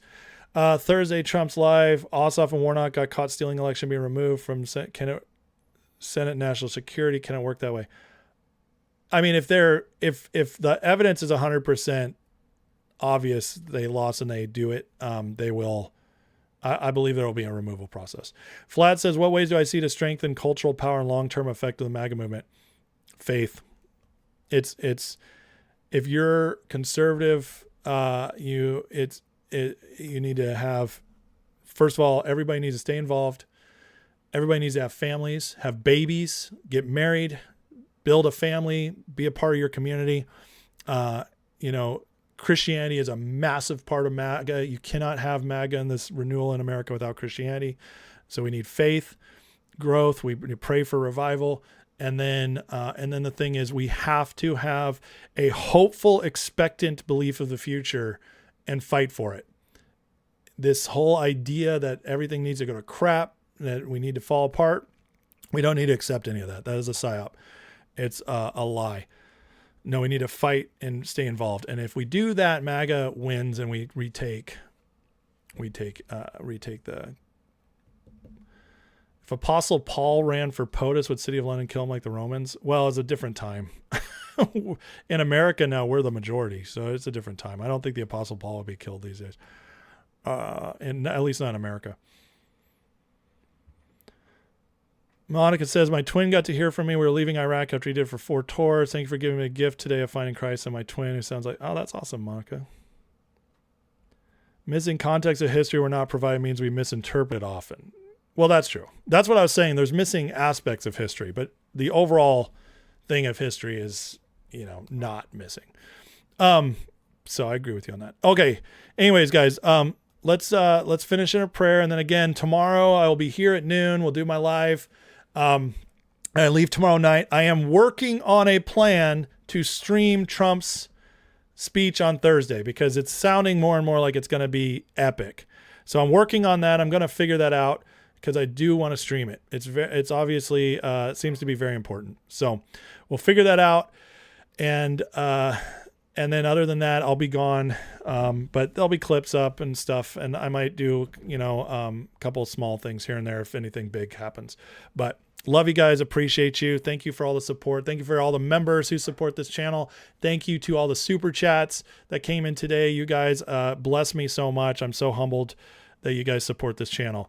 So, but let's pray and call it a day for now. So, Heavenly Father, thank you for today. God bless everybody watching. Lord, everybody here today. Be with them and bless them in Jesus' name. Father, we pray for our country. We pray for our president, for wisdom for him, but protection, Lord, maybe most of all, and his team. Pray that this Thursday, God, what he does release is epic and maybe even shifting for the midterms in our country in a good way. We pray that all that is corrupt will be exposed, all that is broken and manipulated will be exposed in Jesus' name, and justice will be served. Pray for peace in our nation, prosperity like never before. And God, we pray that you lead us to make sure this movement finishes everything you started, the miracle you started by giving us Trump and this MAGA movement, taking back our country. We see it through to the end and get the best possible outcome from it. In Jesus' name, God, that we can leave a better country to our kids, grandkids, and great-grandkids. Amen. Love you guys. I will see you all tomorrow at noon. Have a great rest of your Tuesday. God bless.